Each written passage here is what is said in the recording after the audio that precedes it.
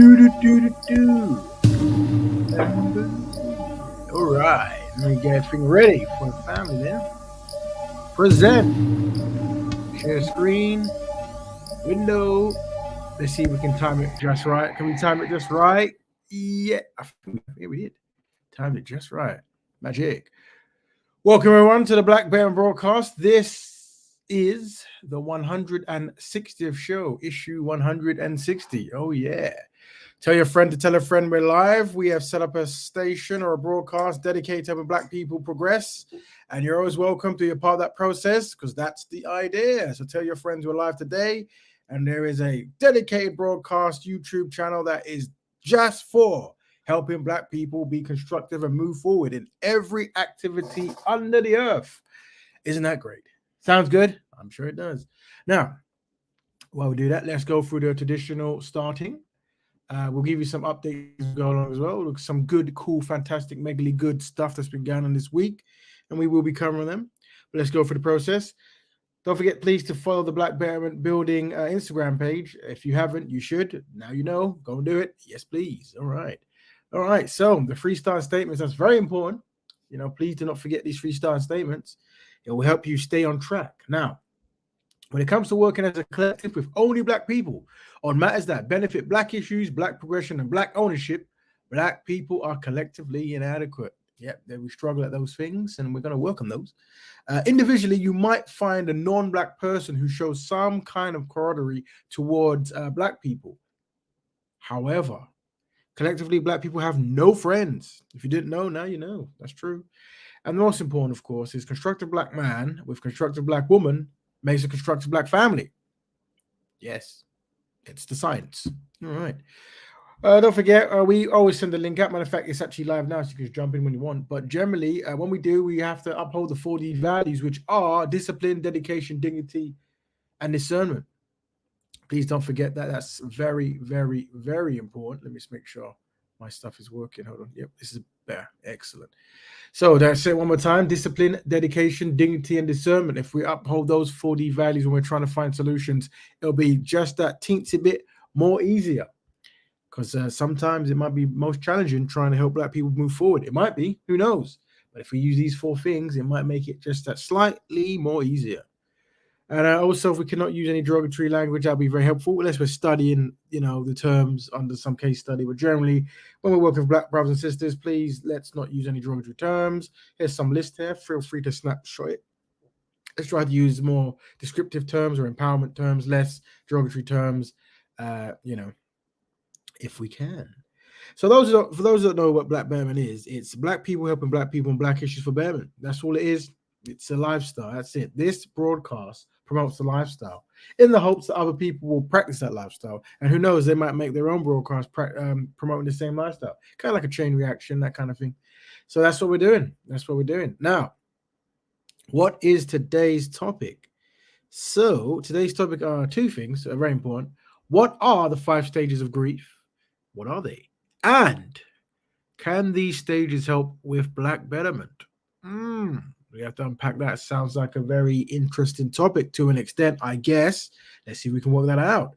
Also, I've been going around, obviously, as I do, to invited shows and live events, not performances. And naturally, I get asked to talk and mingle and dingle and all that good stuff. And I was invited to a brother named Jedi's new thing he started, a live show called Speakonomics. So big up that brother. We can also help him. We always give thanks whenever he brings Black people together to, I guess, discuss and find solutions. So big up to that brother there. But yeah, I think when we kind of rushed and I was put on the stage, and there was 4 of us, and then the question was asked, do Black women feel protected? And then they asked me that question, and naturally I said, well, the best people to ask is Black women. But I find whenever I go in these public events in digital world, physical world, or whatever world, I kind of get a similar response from Black women, and the answer is no. And maybe that event might have been a different time, but it wasn't. It was the same, right? So this was never good.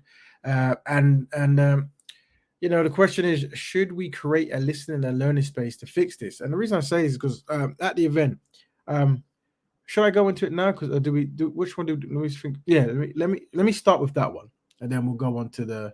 Well, that one's a bit more juicy, isn't it? Let me think. Yeah, let's start with the grief. No, let's start with the. Should we start with the grief? It's the grief is more of a learning process. Big up, big sister She Reigns. But we'll start with the sister one, and then we'll move on to the learning process, and then we'll come back to because we want people's opinions and stuff. But where I was well, let me actually play the video. So this is a short clip. I'll play. It's only got 1 second, so I can play a couple of times when other people come in and all that good stuff. Where is it? Oh, I should have put it in here. I think it's there. Hold on. There it is. Let me rewind. Let's rewind. There's me and there's Brother Jedi. Sister Afro was there as well, and some other brothers and sisters were there. Let's have a sneak peek. Bon appetit. My area of interest is how black men react with black women. And every place I go, I always ask a question to black women: do you feel protected by black men? No. And well, the sister said there, the consistent response is no. So the question is, what are we going to do about that? Right. So as I was asking the question, sisters shouted out no, as tends to happen by clockwork. And then obviously my response is we listen and what we're going to do about it. And that's the start of the show. Like if everywhere I go, we get a consistent response. Sorry, just checking my volume. Then yeah, we have to do something about it. And I think what it is it has to be a method. Because I while I was aware of at the actual event, certain interactions, speaking differences kind of came out, and we're going to highlight that. I don't think he's released the video if they're going to, but I can only tell you what was there. So let's listen to this short response of the people on the panel, and then I'll unpack some of it. That's what it comes down to. So to answer your question quickly, be precise. Yeah. No. I feel like I want to talk about black men because I'm a black woman, right? So I feel like black men want to. I feel like they have the ability to do so. However, sometimes I feel like it's so misplaced because for some reason they're wired to only want to protect us in a physical way. Sometimes it's not just about violence. Sometimes it's not just come out, show out, top up a couple youth. Sometimes it's about emotionally supporting us. Very important. This those can't hear what she's saying is isn't when she's talking about feeling protected. It isn't just about coming out and beating someone up, which is always nice, I guess.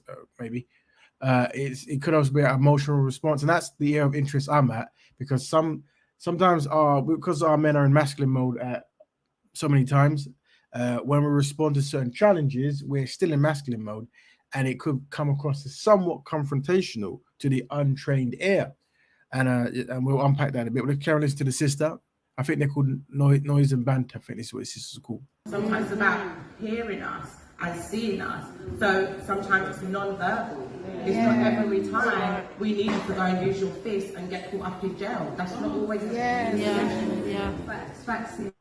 And I think also to add to that, men sometimes we need you guys to hold each other accountable. Sometimes we need you guys to talk to each other instead of telling us what to do, because what I've realised is that men like to talk to women a lot, and it's okay because we have each other and we are capable of holding each other accountable. However, we actually need you to hold your brothers accountable. We need you to look at your brother and say, bro, that's wrong. You don't deal with her like that. Right. Don't treat her like that. This is a better way. Hold space for your brothers. Give your brothers counsel. Give them a safe space. Move away from this, big man masculinity. This is what it looks like, because you're all crying out for help. I'm going off on one now, sorry. But you're all crying out for help and saying mental health, and women don't hold space for you, etc., etc. I don't feel like you really need us to hold space for you, because when we try, you say, oh, a woman doesn't know my struggle. A woman can't relate to me because X, Y, Z. Okay, cool. So let me save my breath. Please go and tell your brother what you need from him, and you guys begin to hold space for each other. And I believe that will help the sisters in a huge way. So essentially, the sister said, men mentoring men, and this brother, he was on the right of me, I believe, and a very, very opinionated brother, a very, very cool brother. And what he said, I want to kind of unpack. But here's what he said. In digesting what the sister His just name's Schiffer. And I think I've seen him online, to be honest. Now that his name sounds quite familiar. said, what I'd like to say is, I think sometimes it's difficult for a brother to address another brother on his household and how he runs it. It's going to be difficult for a sister even to address another sister on her household and how she runs it. I feel that to an extent that we kind of said it earlier, you know, life is about agreements, isn't it? And I feel that too many sisters, not taking a shot by the way, because I love the sisters, I'll be honest with you, but I feel that, you know, I've got a lot of sisters, and I know a lot of black women, white women, all different types of women, and I see it happen in all communities. Girls like bad boys, isn't it? I've got a daughter. Girls like bad boys. So when girls like bad boys, what am I to do with your statement? Right. So the brother went on after it, but I think they've cut it on this video. So I think the question was, do black women feel protected by black men? He meant one thing we want to try not to do. I'm not pointing at the brothers when we talk about black issues. Try to keep it black because we tend to try to reference it with other women. No. Women. I see it happen in all there we go. communities. Girls like bad. No, it goes that bad boy. Let me hear. I think he said. What did he say? Hold on. And I feel that too many sisters, not taking a shot by the way, because I love the sisters. I'll be honest with you, but I feel that, you know, I've got a lot of sisters, and I know a lot of black women, white women, all different types of women. All that kind of stuff. Just focus on the black if possible. But big up the brother. But yeah, the reason I want to highlight this is because this is another thing that as men we might want to be mindful of. That when the question is what can do black women feel protected? We don't want to make sure we like push the camera back on black women. And I think if you say that, I'm sure many black women do make choices of men that's not in their best interest. And I think the statement he's trying to say is, I try to tell them not pick these kind of men. But I think the sister beforehand really highlighted quite well where it's more than just a woman picking a man. It's how women feel protected. It's men coming on too strong. It could be something goes wrong in the community and men are not there to show face. Case in point, there was an earlier argument. Not bad point, not an argument, strong debate, I should say. And it was between the sister who went to the Asian shop and then, the thing was, she was stealing. And a lot of the men, not all the men, a lot of the men would say, she was stealing and then the women were saying, you should still defend your sister. She wasn't stealing and back and forth. But the tone got kind of strong. And then it was very, it started getting down the tone of like, what was it saying? Like, the thing is, if we come, we burn down the shop and then we go to jail. And I think I should have mentioned then, but I never had the mic. I was actually on stage at that time. But this kind of story of big up brother Dominic, who was there, big up brother Dominic, a very good brother. And don't forget, we'll chop up what we're talking about afterwards when you get time.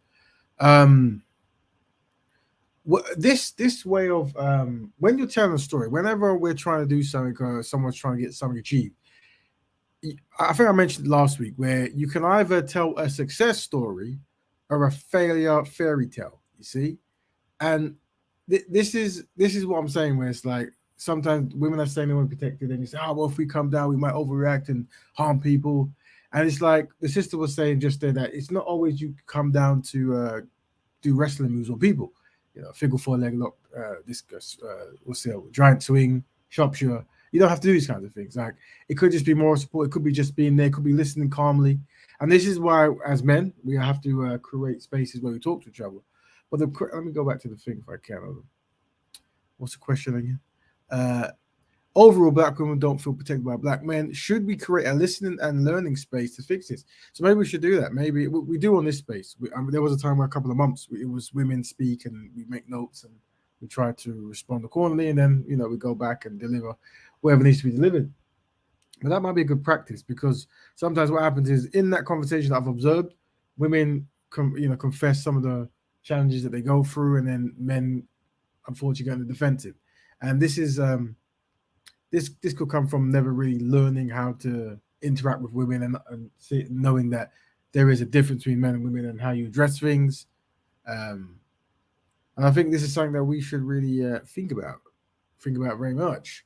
So this is a very, we're going to come back to this and keep in mind, family. You can always jump in if you want. Another brief announcement, just before I forget. Yesterday I was on Titans TV, and what was Titans TV has asked the Black Betterment broadcast if it's possible for every Thursday, I think 10 o'clock, if I could do a segment, as well as every other members are welcome to jump on, of course, just to discuss Black Betterment issues on that platform. I said, of course, time willing and given. And yesterday we did like a prototype just to test to see how the technology works and how it would work and stuff. So just announcement, we will have a segment on Titans TV. If you Google that on YouTube, you'll be able to see it every Thursday at 10. I think the protocol, what we're going to do is we'll go to Speaker's Corner on the Sunday, talk about something, cover it on the Thursday in a more banter mode, as well as other topics. And then will be this Friday will be more about refinement and new ideas coming in, whatever. So the Thursday will be more about banter. I know this, more about banter back and forth and how to promote Black Betterment and also trying to get new people who don't know what Black Betterment is. Naturally, because these platforms were open, you'll have more universal people, trolls, and this kind of stuff, which is good. We try to train our brothers and sisters how to deal with trolls, and that's actually what this episode is primarily about, like giving the brothers and sisters the tools to go out and deal with naysayers and more so naysayers within the community. I broke this down in his show yesterday, but I suspect most people didn't see it who might not been aware. So I'll break it down again. But we're going to use the 5 stages of grief as a tool to help promote Black Betterment. That's right. All right, let's see what that even means. Let's see what that even means, family. Let me so let me go to the diagram, which is always important. Nice little diagram. Don't forget, last week we spoke about innovators and we spoke about, what was it called? The diffusion of innovation and how that can actually help Black Betterment. We'll be covering that maybe sometime again as well. But look, is this the one? All right, let's say this is one. Yeah, it's one. All right, so for those who don't know what the 5 stages of grief, what they say is that when a person goes through grief, there are 5 stages that people can pass through, do pass through. Sometimes they skip all of it or skip 1, 2 of it, but generally these are the stages of grief. So there's some kind of distress, maybe a passing of someone or a firing of a job, or a woman or a man leaving a partner. And then they start thinking this, they start thinking, the first one is, no, it didn't happen. Now, she hasn't left me, or, whatever. Then the second one is anger. Oh, I can't believe she left me, the rage, I'm confused. And then the third one is bargaining, like, well, maybe, if I talk to her, she'll come back, and maybe, this kind of stuff, whatever, right? And then after that doesn't work, then it's depression, like, oh, I can't believe she left me out, this is so bad. And after a couple of weeks, days, months, years, who knows, the acceptance comes in, we just move on. So that's the strat. That's the 5 stages there. That is the 5 stages of grief that we spoke about yesterday that some of you might have missed.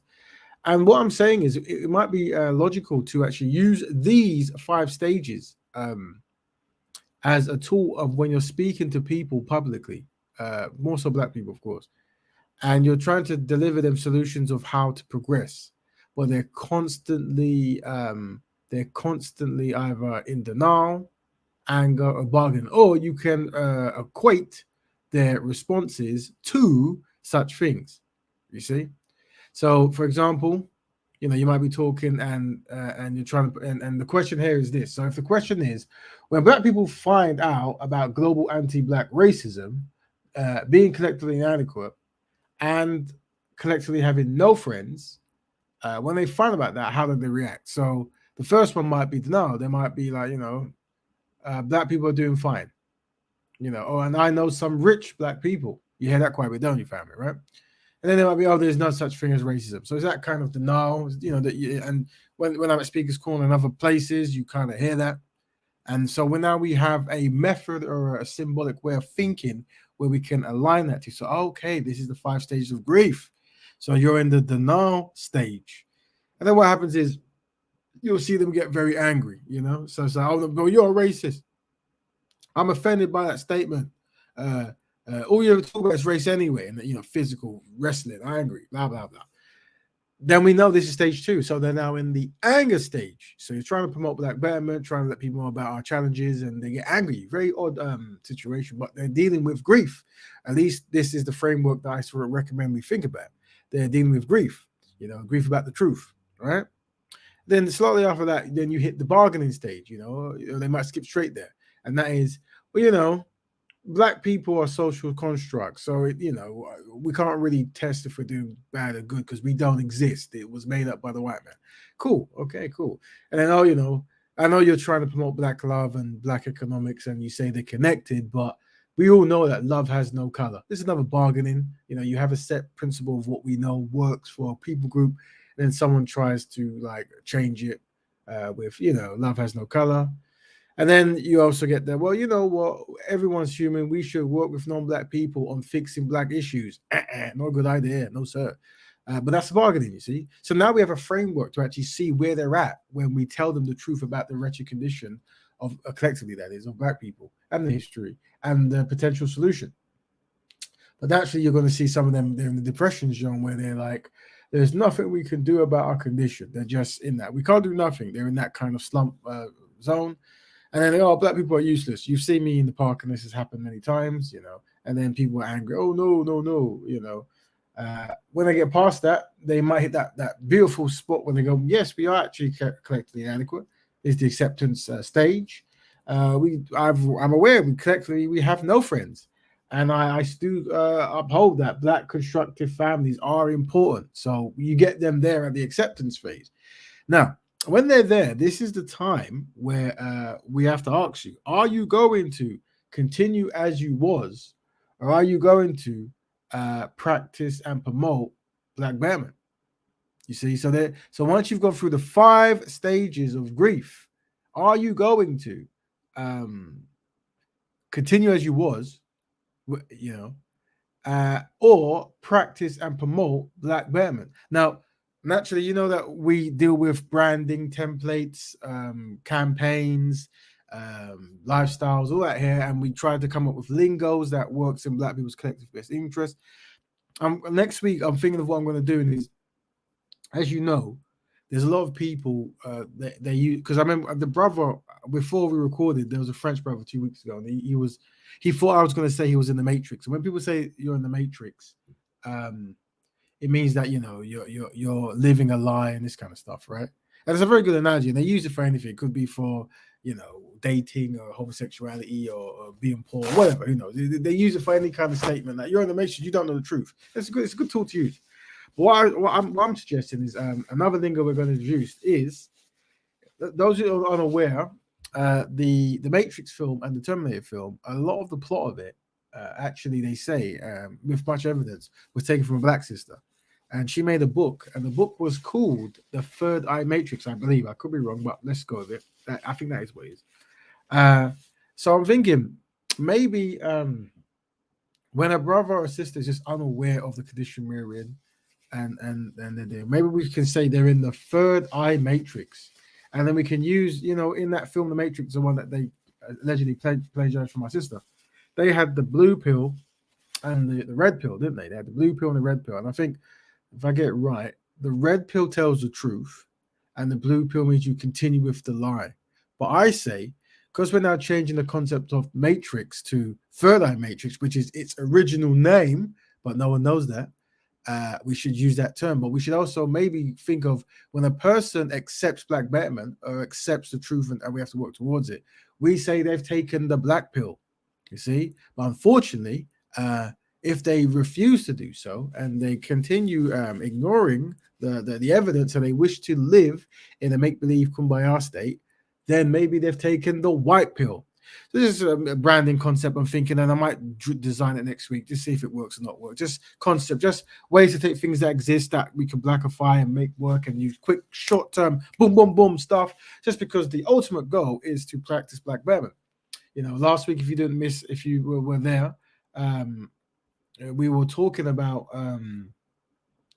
the Black elite, and that concept made people very edgy, anxiety driven, And I don't know if I actually broke down the science of it. I try to break it down of when you talk to black people, how to trigger black people to break their consistent.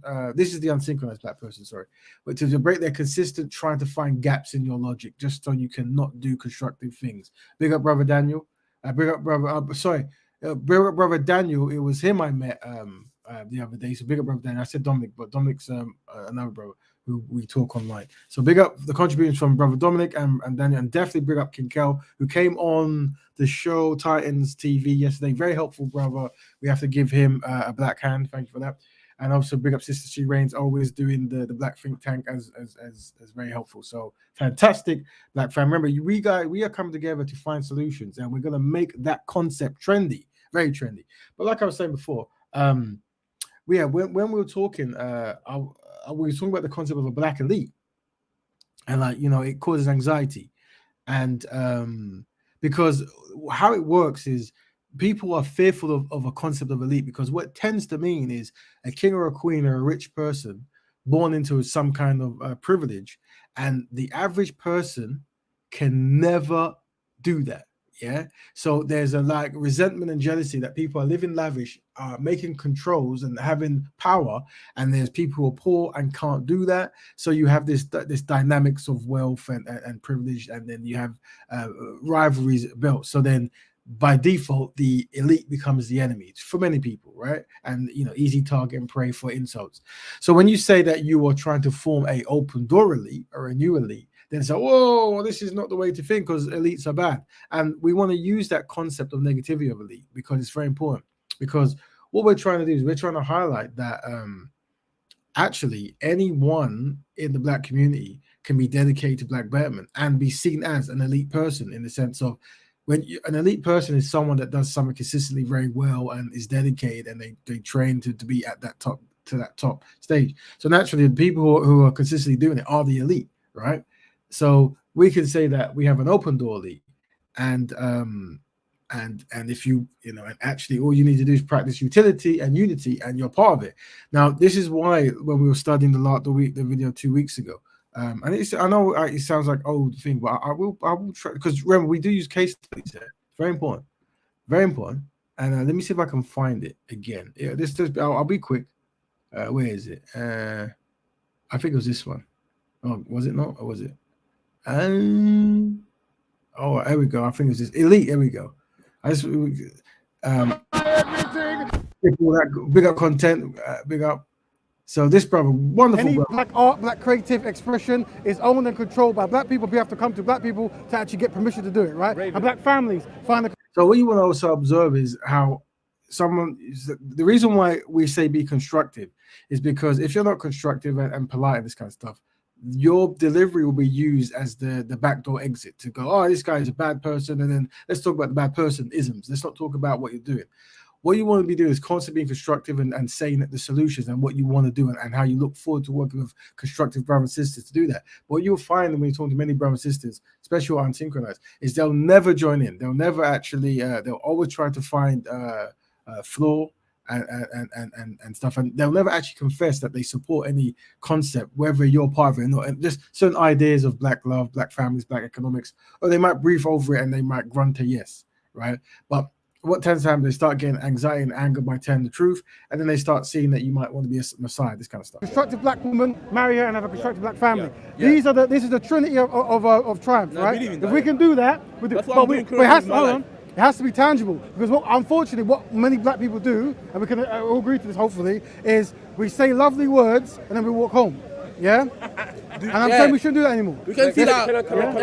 Go ahead. Raven, when I said that I agree with you that if you look at across the globe that black people tend to be at the bottom, yes, it comes with a caveat, and the caveat is that are we talking from the position of the diasporic position, meaning black people? So this kind of once again, we were showing the 5 stages of grief, and then it becomes the bargaining. So the brother just said, very good brother, All these videos we do, there's so much case study on picker we could do, and we do it just not to ridicule the brothers and sisters, but just to highlight the inadequacies of black people so we can find solutions.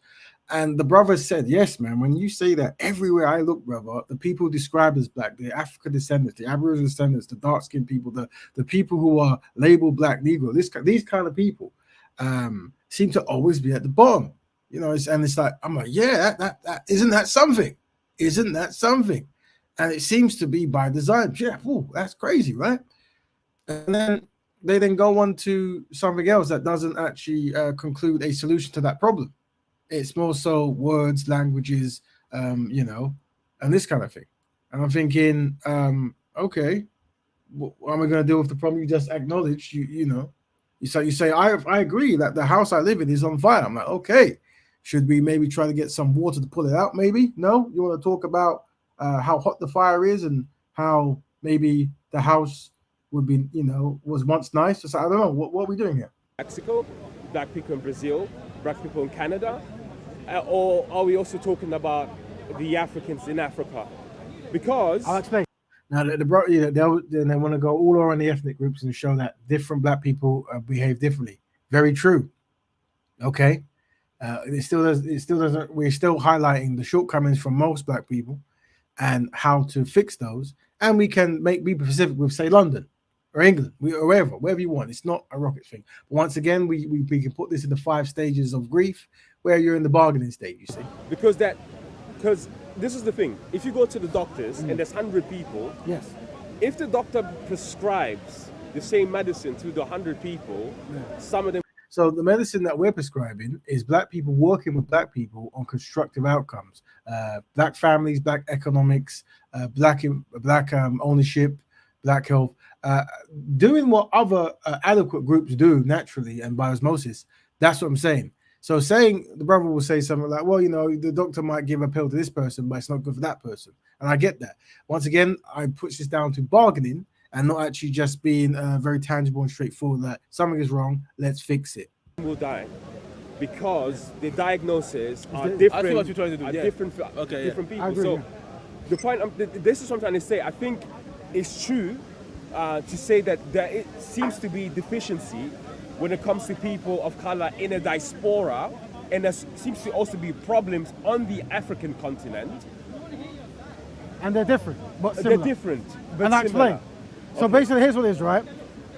How I want you to view it is, if you're in an all-black nation, you have to then judge. You have to judge how are you developing your country in comparison to, say, Europe and Asia, and you do it like for like. If you're in like a melting pot, then how do you do as a community? In both, we are underdeveloped. In both, we're inadequate.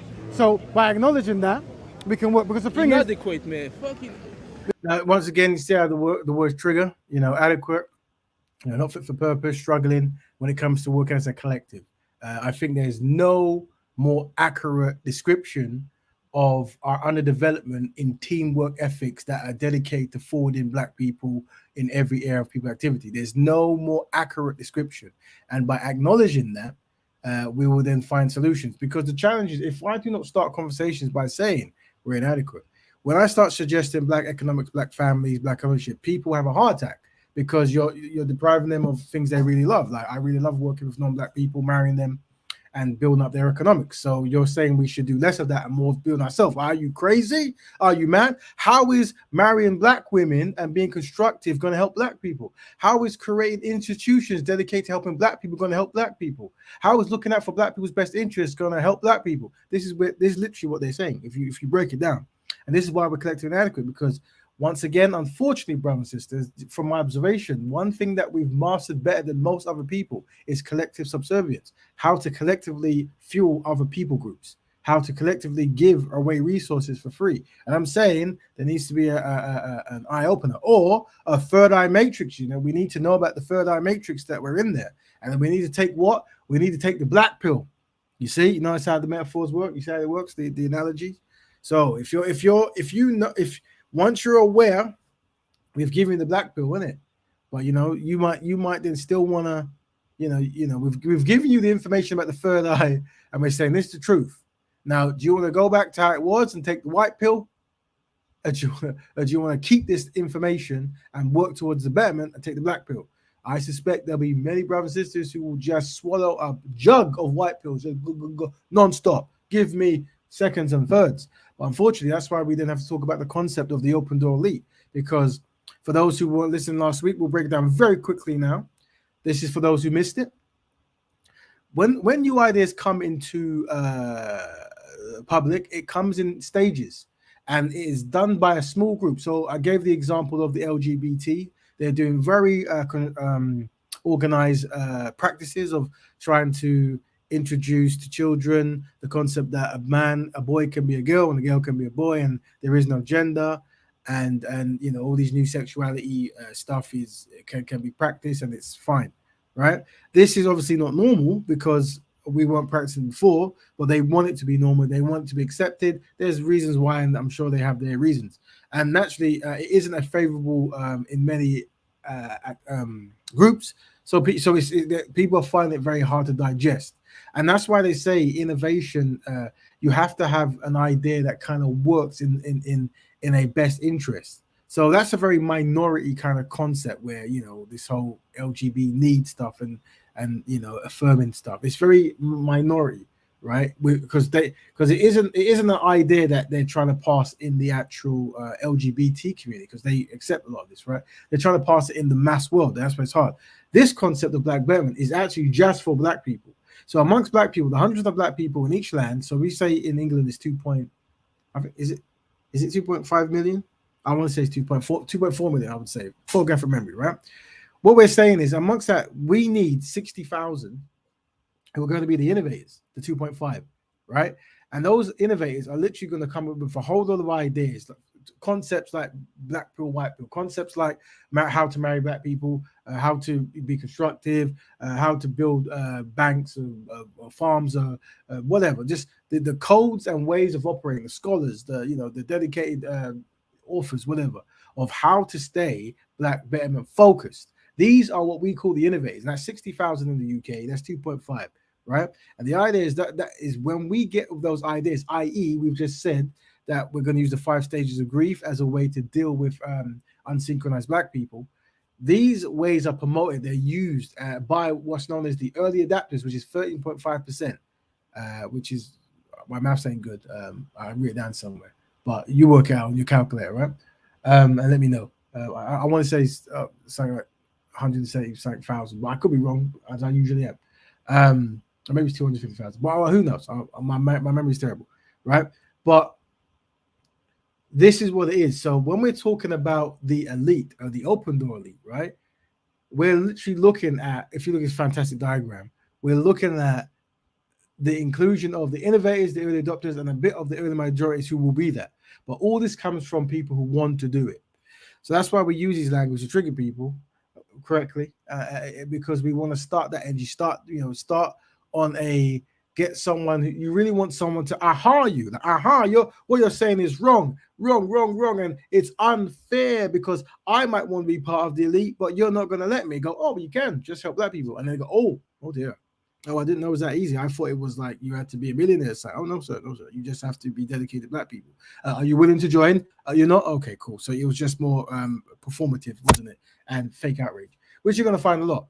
And that's why we all talk about the conquered Black person and the conquering Black person, you see? And you only want to work with the conquering Black person. Now, we welcome everyone to Black Betterment, everyone. I've placed the link in the actual group. Today, we're tackling 2 topics. Oh, gosh, there we go. So let's go back to those 2 topics.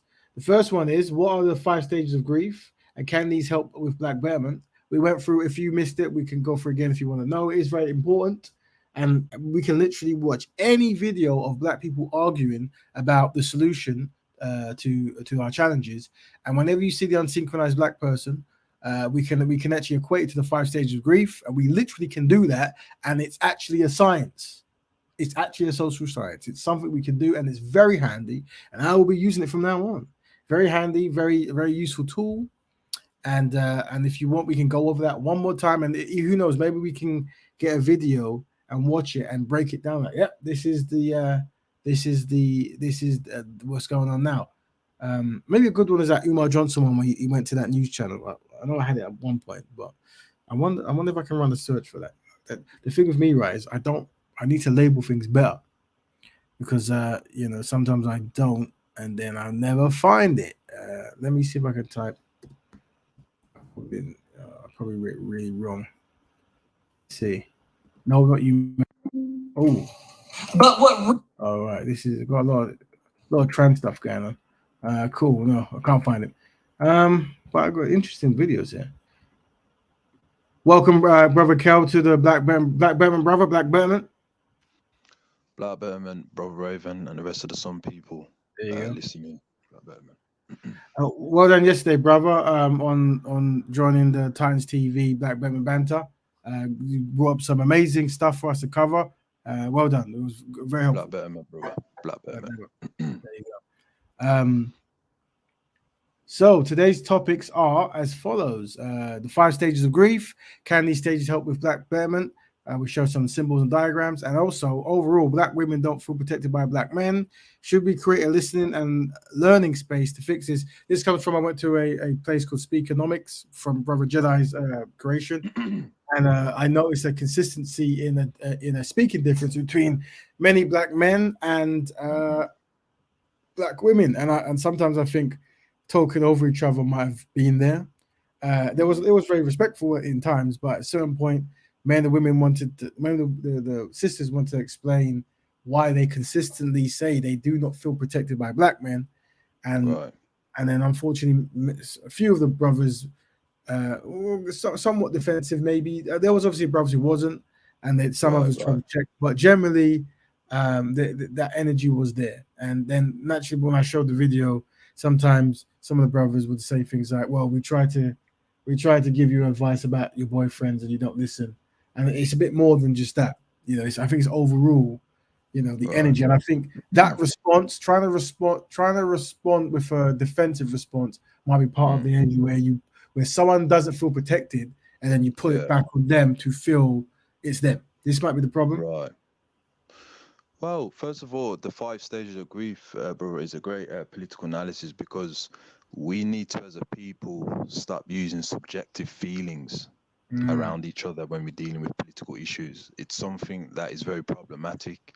It's something that destroyed the ancestors before. So having these templates of using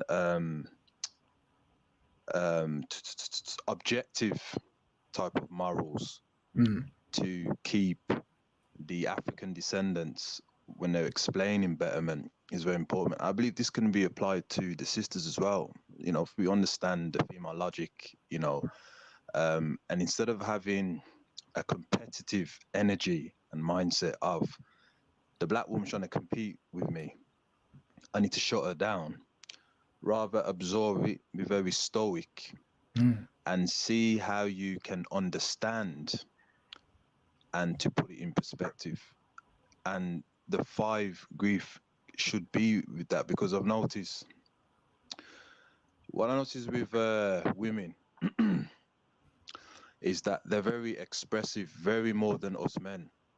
And when you want to get your words out, you express that in a very kind of vigative type of mannerism, and it blurts out, and it can be classed as kind of being very I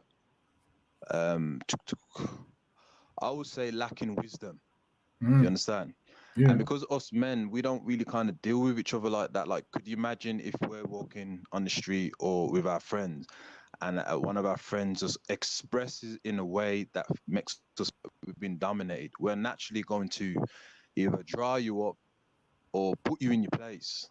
And that is what our women do. So we need to kind of understand that, yes, they can be very disrespectful, but they're trying to get their rights out through expression.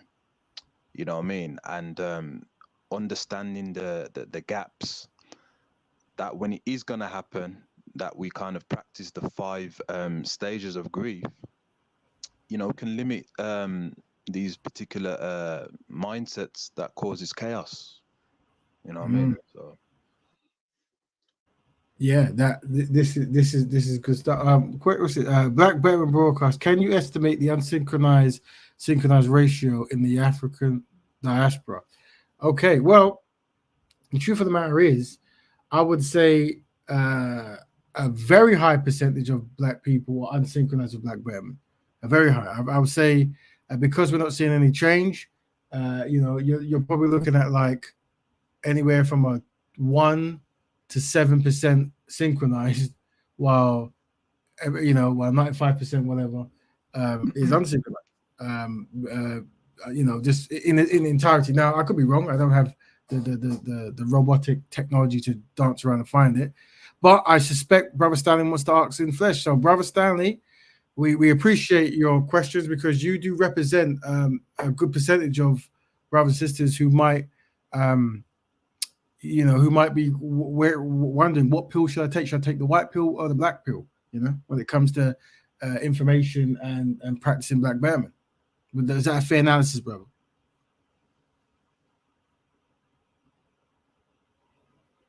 Black Betterment, Brother Stanley. Black Betterment. I think his laptop ran out of power. Not to worry, brother. Charge it. Make sure you put it in the wall and turn the switch on, and then when it charges, come back in. But yeah. So, but the question he asked was that. So I would say, and then so our black women are disrespectful to black men. So I don't. Is that a question or a statement? The thing is, what we're saying is there is an observation that our sisters are giving us, and we want to find the best way to deliver a solution to something that they either are going through or perceive. Now, I would say they're definitely going through, not perceiving it. And it's how do we navigate that? And one of the strategies might be to have a listening scenario where you let a woman or a group of women just list out certain challenges, and we're in the listening stage where we listen, and then amongst us men we discuss it. Because sometimes when you have the back and forth with, it might become very masculine versus feminine. But I think Brother Stanley's got the charger in his machine, which is great. I'm glad you turned on, Brother Stanley. Hey, I'm sorry, I had an audio issue first time I logged in. Oh, it happens. Yeah, that's happened. So, Brother Stanley, you asked some questions there about estimate the unsynchronized synchronized ratio. So, let me ask it back onto you. What would you think? Let me know how I'm defining it. What percentage of the black population in the diaspora? So, this is from South America all the way to say North America. Do you think? Well, I mean the whole diaspora. Okay, the whole world, regardless, yeah, okay. Regardless of where they are. Okay, in that case, let's make it even more bigger. How many of that do you reckon are dedicated to working with black people on black issues, dedicated wise, and they value black families, black institutions, black ownership at a dedicated level, and it's their actual kind of lifestyle? How many do you reckon that is? Well, it depends. Your type of or your definition of synchronized. Yes. I would tend to agree with you. Not very many, not a high percentage. Now, my version, which is a lot more, I don't know, a lot less restrictive or rigid than yours, I would venture to say most. Like let's just say 60, 70%. Okay. And maybe even higher, but it depends on synchronization. Your idea of synchronization is way stricter than mine. Right. So what we're going to do is whenever we're talking and we suspect that something might be happening, we put it on the screen. So we could probably identify that as like bargaining, where we recognize that there is a very big challenge amongst the black collective. And we recognize by knowing that, and it's almost like you go to a meeting, you go, my name is Bob and I'm an alcoholic. It allows you to try to be in the process of fixing it.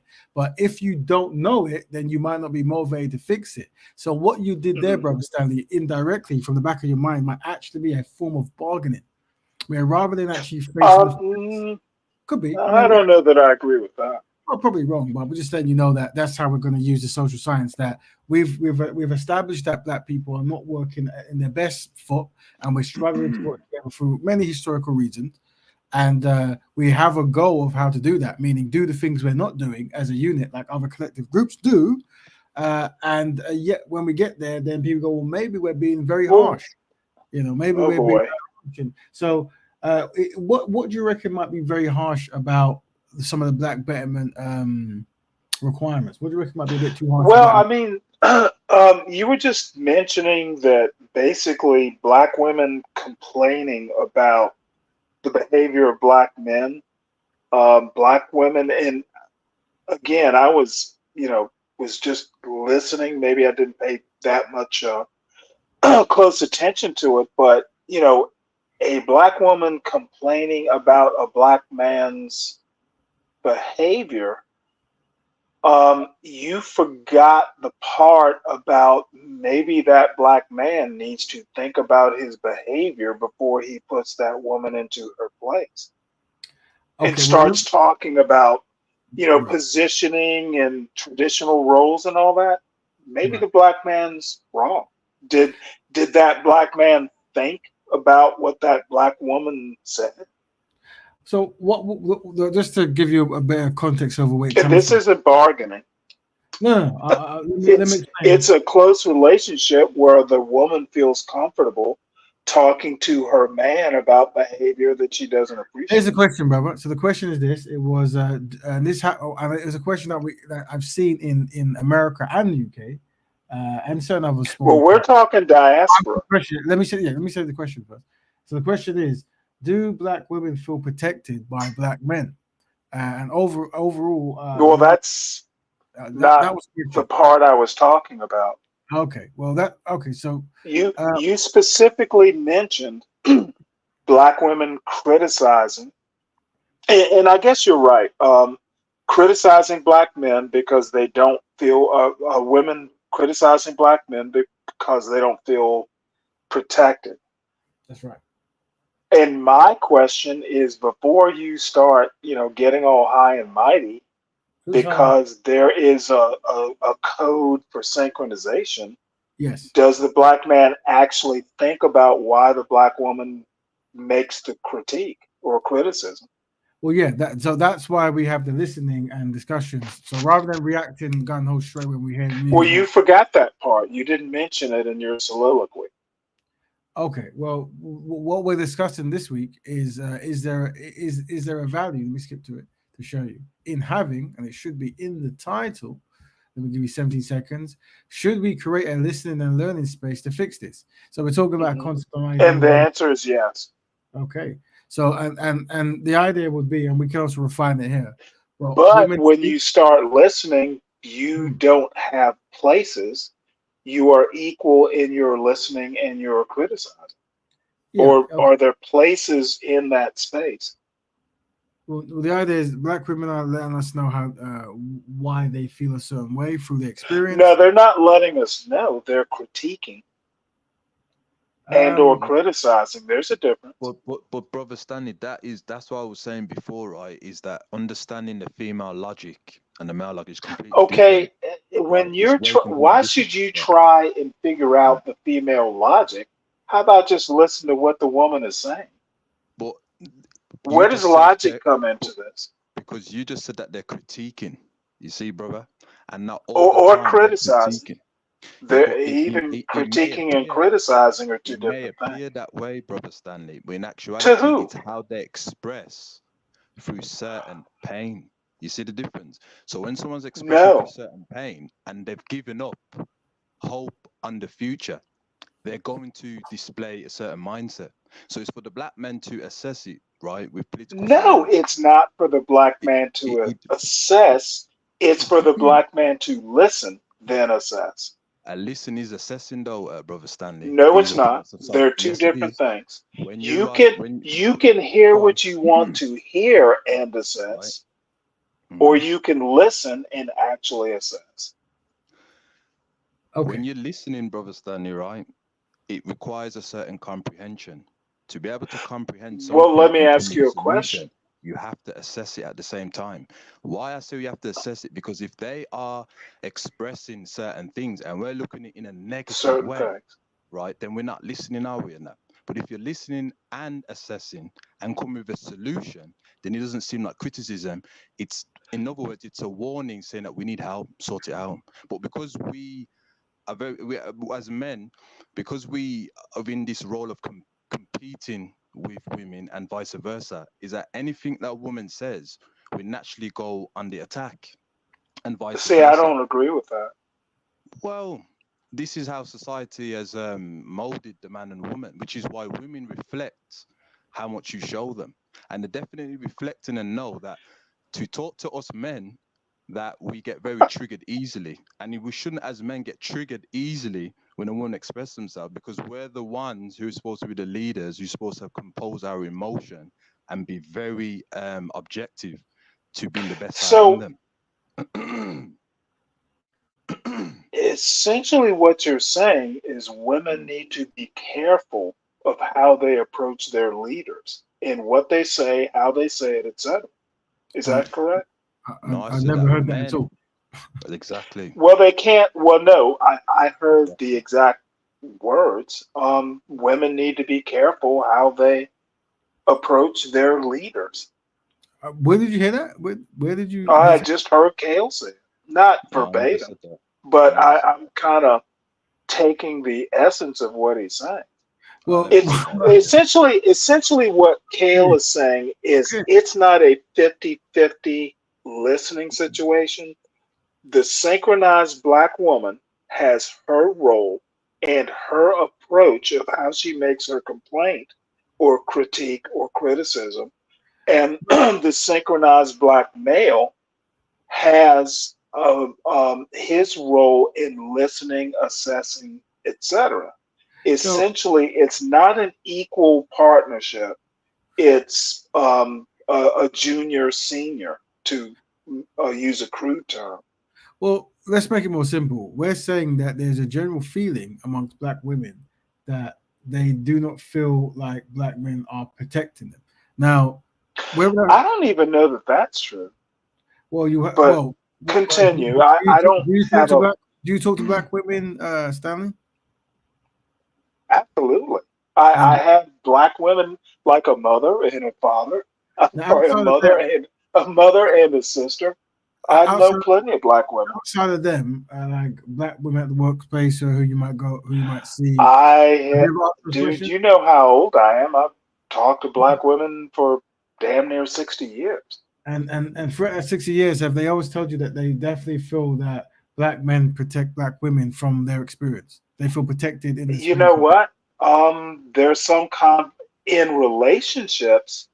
I don't know that I've ever had that kind of conversation. And to your the one thing you're right is sometimes, we assume the roles based on tradition, but the concept of synchronization and you have to do all this and I you don't know what know, you're talking about at the moment, but if we listen to this is me at an event, and this is a consistent thing I get at events, and I've noticed this in where you're based in America as well as where we're based in the UK. So let's have a listen. My area of interest is how black men react with black women. And every place I go, I always ask a question to black women, do you feel protected by black men? And That's when I said that there was a no. So there was a woman who just came down. There was others who were whispering it as well, and I was well aware of it. But it's a consistent thing, and then well, the sister says there, the consistent response is no. So the so I'm saying, brother, if as men we deny that reality or we make up a kind of false narrative in our head and talk for ages about it, then we're not doing any justice to the sisters and I can fully understand why why many sisters will have this feeling because the feeling is based upon what they've experienced, you see, and that's why I say at the heart of it there is a speaking difference where how men and women are interacting is on a different level. And some men keep on going 100% macho in a discussion about something that's very sensitive, and you might make a woman go back in a shell and for example, the gentleman here, he started talking about, well, I can't control my daughter's or my sister's boyfriend, and and then some other gentleman well, talking that about would be for the thinking. boyfriend to Say it again. his parents to deal with, right? Well, the thing is, we can all say is this person, that person, but we're trying to have a framework of how to fix these challenges. Mhm. I think your experience has been a lot different than mine, and maybe that's where we always disconnect. Of course, and that, but I regardless of I hold on, literally yeah, of course, but protection of a black woman well, in my experience in the United States has um, I think there might be a cultural disconnect. no, I think you might be in denial. I think you're, America I think you're in denial. America is not the UK. No, I think America you're and in the denial. That's a UK very unsynchronized America brother and the standing. This UK is are very, not very Brazil. unsynchronized brother I standing. Very, yeah, very very synchronized, bro. unsynchronized. I think Synchronized to what though? it's very error prone. If, I think what it is, mm, I think what it is what you're doing is what I see many brothers do, and that is Okay. in my life. Let me just give you an example. In my life, I haven't seen this. It's very good, but the reason why we're Mhm. talking to black women is because they're telling us their collective experience. So just because you might be the world's great, hold on, brother, you might be Batman or the black version of Batman, and you got No, not well, my point. Spider-Man, whoever you prefer, yeah, and you might go around protecting black women, but that doesn't mean, yeah, that doesn't mean that that's the consensus of how black men behave. So we have to listen to our sisters and then come together as And men and try to fight I'm together. going to push back Okay. that your cultural experience over there in the UK is maybe it's more precarious for black women in the UK than it because is for black Unfortunately, women in the United States. unfortunately, I'm well aware of how many black sisters in the states feel, and yeah, the reason No, why you're you have not. Have you ever been here? I've been there many brother. times, of course, because I'm there doing Black Betterment work. But and I also talk to many people via the net because that's what I I, do. But I'm going to insist that your cultural experience hold and on, your section of the diaspora is a different experience and that's than why. my Hold on, I section agree. of I the agree. I agree. diaspora. Uh, And no, and again, hold on, and brother Stanley. I get your point actually. No, I think you do and you don't. sections of the diaspora Stanley, should not just be give me for five synchronized. seconds because there might be a delay when I'm speaking. But let me just say something, and I really appreciate because when Mhm. when you come on, you do represent a portion of the community who are conscious I would and argue a majority. yeah, no, I agree. I agree. I think the unsynchronization of black people is in a very high degree. So, Yeah, that's true. and you do represent that, and that's why it's always good because normally we have very constructive, high principled black veterans who come on, and the thing is, it's good for a bit. It's very good from a building standpoint when we've got people Mhm. who think alike. But when we need to do case studies of how the world actually feel, we need to, really, and you do a good job of letting us know. But I would say that unfortunately, through the research I've done, the people I talk to, unfortunately, many black sisters in the states do feel that they don't feel that there are priority You're of black. talking to the wrong sisters. No, it doesn't work that way. You don't Do you ignore. ever do you ever talk to successful black sisters in the states? But would you say that the successful black sisters are the majority? Is that what you're saying? Yes. Okay, so what you're saying is to Now ignore, let me clarify. ignore them. Yeah, please When I do. say successful, I mean not necessarily below the poverty line. Now, you define your version of success. Well, here's what it is. We're trying to get a consensus, overall feeling of generally, do black Mhm, women generally feel protected by black men? And there's men, and there was this in this video. The sisters was talking about mhm, scenarios of where men are approaching women, and mhm, men are aware that some man might be quite rough in a relationship, and they don't check their friend. Um, Yeah, mhm, or when a woman confesses something, there is a masculine hardness towards what she's saying, or gaslighting indirectly or directly, and mhm. and also the dynamics of how black men might treat other women versus how they treat their own women. Right? yeah, Mhm. that is We've true. observed this. And this is learned behavior, and I'm saying, unfortunately, I've observed this same complaint in the states and in the Mm. UK. But I don't know. I think you and I, and we know this, from the year or two that we've chatted, and I love you and Kale like brothers. I just, somewhere between the experience and I don't buy the I think the diaspora is not that similar. I think the local culture influences the attitude of the diaspora in their neck of the woods, or their part of the world. I Could mean, this be even in denial? Could this America, be the first stage, a Brother Raven, black of man denial? growing up in the deep south Yeah, of America thinks right. somewhat differently than a black man growing up in California. So, brother Stanley, I need you to help us, right? Because we're talking about Yeah. the 5 stages of grief. So, would you say what you're doing is either denial or bargaining? Which one would you say you're what you do now is bargaining or Well, I'm denial? not in grief. Okay, right, Are okay. So, you?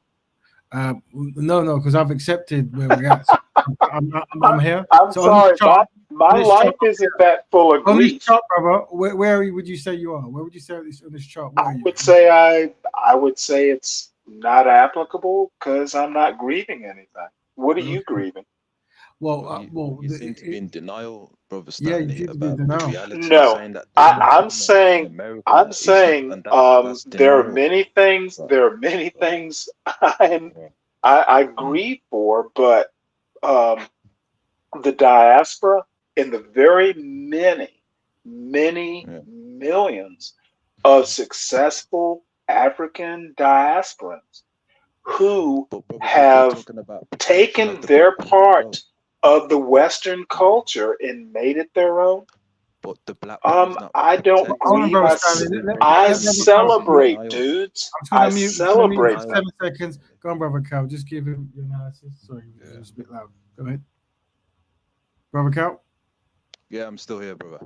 Yeah, you Yeah. were saying something, but brother Stanley was quite loud, so Yeah, we I, didn't hear I, you I well. was saying that this objective political science analysis is very important because he's in denial because Yes, he's of course. Yes. equating successfulness with that the black woman's protective, and clearly we've heard so many times that Yes. they're not protective at Yes. all. Yeah. The police What? do a lot of things. The way the unsynchronized black men treat them, Yes. Yeah. etc. Yeah. Not marrying them, allowing them to be in certain situations. I would say, unfortunately, brother Stanley, this is denial.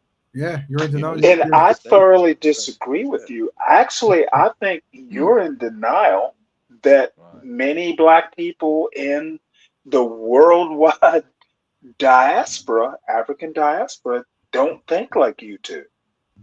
Most black people do not think your version of being, quote, synchronized is a healthy way of living their lives. I think you are in denial. So you're still in denial. Then. See, the thing is, it's interesting because No, no, it no, could no, be no, no. denial or bargaining. I'm pointing Hold on, out hold on, your Stanley. denial. You can speak. I'm just going to give you 4 seconds. You can jump in. It's interesting because there's certain brothers and sisters they can skip past the anger stage and go to bargaining. So what he might Yeah. be in is he might be trying to bargain, like, well, actually, it's not that bad, and technically America's different. And so it's like it's now you're in the Yeah. bargaining stage, right? It's not technically, it literally is different. Wow, I mean, Yep. It's brother not a Stanley, hold on. America I'm going to mute black for 4 seconds. the Well, you can come back in 5 seconds. Hold on. What you're doing is the amazing. black You're helping. American experience in You're America trying to is say, you're trying to say. I'm just going to mute you, and let me put you in the down, and I'll bring you back. Is that cool? You can speak in a bit. Let me just think. All right. So what it is, this is good because he's demonstrating the 5 stages of grief. He's actually showing, like, he's going there, Yeah. and this is amazing. So we actually have a chart of where someone is when they refuse to face the truth, and this is the thing. So carry on, brother Stanley. You can have your say. I don't even know what to say. Um, all I can say is y'all are in denial, and your denial is forcing your denial on me. So, brother Stack, may I ask you another question? You're actually very helpful. What you're doing today is very helpful. I, This is I'm hold on, helping your I'm asking a question. denial. Now, No, I hold don't want to do that. on, I family. want to help you Let be me in explain. denial. Let me explain. So basically, we have the diffusion of innovations here, and what this is, we're showing you the percentage of people that's going to try to bring in the lifestyle of Black Betterment, promote it, right? So amongst this podcast here, we might have the 2.5% of people going to come up with the language, the lingo, the templates that make Black people want to practice Black Betterment, right? Now, once that's done, Yeah, there's now four groups. There's the early adapters, the people who hear that and they jump on it because they understand it and they want to promote Black Betterment, right? After the early adopters, you have the early majority, meaning it takes a bit more time, but after they see the influences of the early adopters, they jump on, right? And then naturally, then there has a knock-on effect where You the late gotta be kidding hold me, on, right? hold on. Then the late majority go, you know what? If they're doing it, I'll do it. But then we have the laggers, the people Oh, where no matter what is there, no matter how much is around them, they refuse to practice Black Betterment, and the only got way it. they're going to do it is if the government forces them, right? Well, Which let one me of ask you a question. no, as a question, then you can ask your question. Which one of these do Okay. you think you are? The red, the black? Which I'm gonna ask you a fundamental question one? because Oh, you answer the question with a your question. where I see a diffusion of innovations, Black Betterment lifestyle. There you go. What is this pretty little colorful graphic based on? What numbers is this chart based on, or did you just color it No. like So on a piece of paper and take a picture? this is a very, Where very important. where are the Hold on. underlying You've asked a question. numbers? You've asked a Where question. are the underlying numbers? Hold on. Support your thesis is my Okay, point. good. So I'm glad you said that. So basically, what this is, yeah, this is a social science that is used to identify when new ideas or I'm technologies. sorry, I don't you have to make a citation. Okay, so you see, if you type in diffusions of innovations, you're gonna get. You should put that on your colorful little. I don't have access to your PC. Yeah, but you Okay, were so asking about the chart and he's explaining it, I'll and then explain, but I yeah. don't understand. So You the have to the 3 weeks contribute. been going since I want to be able to access. Is my yeah. point. So what I'm saying is I know you remember you have a PC and the battery's now charged in, so you can actually just type the words in, and there'll be data upon data of what this means. But let me explain it just in layman terms for you, right? When new ideas come in, there's a method of how that happens, and they've tracked it for years, right? And so we're saying that Who is they? social scientists, right? The more prominent one, if you want to name, Citation is needed. yeah, is Everett Rogers, right? Everett Rogers. He's based in he's based in America, uh, and if you look up his work, he'll explain to you. But to be honest with you, that isn't what we're really getting from this, right? We're saying that we now understand there is a method of how ideas come into being. Meaning, today people are talking about Is Everett Rogers a black man? he's not. But what I'm saying is we're Okay, using. then I'll stop there. He's Yeah, not black, correct? hold on. Do you understand what we're saying? What I we're just, saying, I right? just go, dude. I just Googled him. Brother Stanley, I Don't know. don't think I asked a question Hold without on, I'm without going to knowing the explain to you. answer. I'm going to explain to you. Is Let me Everett explain to you. Rogers a member of So, our diaspora? This brother, is very it's it's very very unsynchronized, unsynchronized, but brother Stanley. Very brother, unsynchronized. you are using a laptop that was not made by a black person. Yeah, when I you're dealing just with did a scientists, simple Google. but He one is day a you will be. whole white man. Hold on, I'm gonna mute you because obviously you are in the bargaining stage, right? And what it is we're trying to establish, right, how society is divided when new ideas come in a set society. This is a proven tested theory. uh Coca-Cola, the LGBT community, they all do it, right? It's what's been observed. So when you're dealing with science, you can test it, right? And when you test it, it doesn't matter who discovered it or who put it together. But Dude was we- born in 1931 and died in 2000. I'm going to mute you for 4 seconds. Yeah, Yeah. because what you're It's doing is not controlling. new science. Hold It's on. not even modern. It's Right. amazing that you're still staying in the denial Yeah, you're still situation. there. Yeah, let's go to the It's other thing. amazing that you You're are still there. basing So you're still your into Yeah, that. you're because basing You're still your here. You're still here. you're basing Right. your and the thing is, stats and the thing on is, a brother white Stanley, man that was born in 1931. It's but not brother stats. Stanley, you're a very Dude, intelligent man, but I dude, get that. dude The numbers thing, probably that's voted amazing. for That's Wallace. very interesting. That is, you know. But we have to observe now. And some people always wonder why do we listen to Brother Stanley? Because you're gonna agree, there's nothing he's ever said that is Black Betterment led. But the thing is, he's a form of either trolling or self sabotage.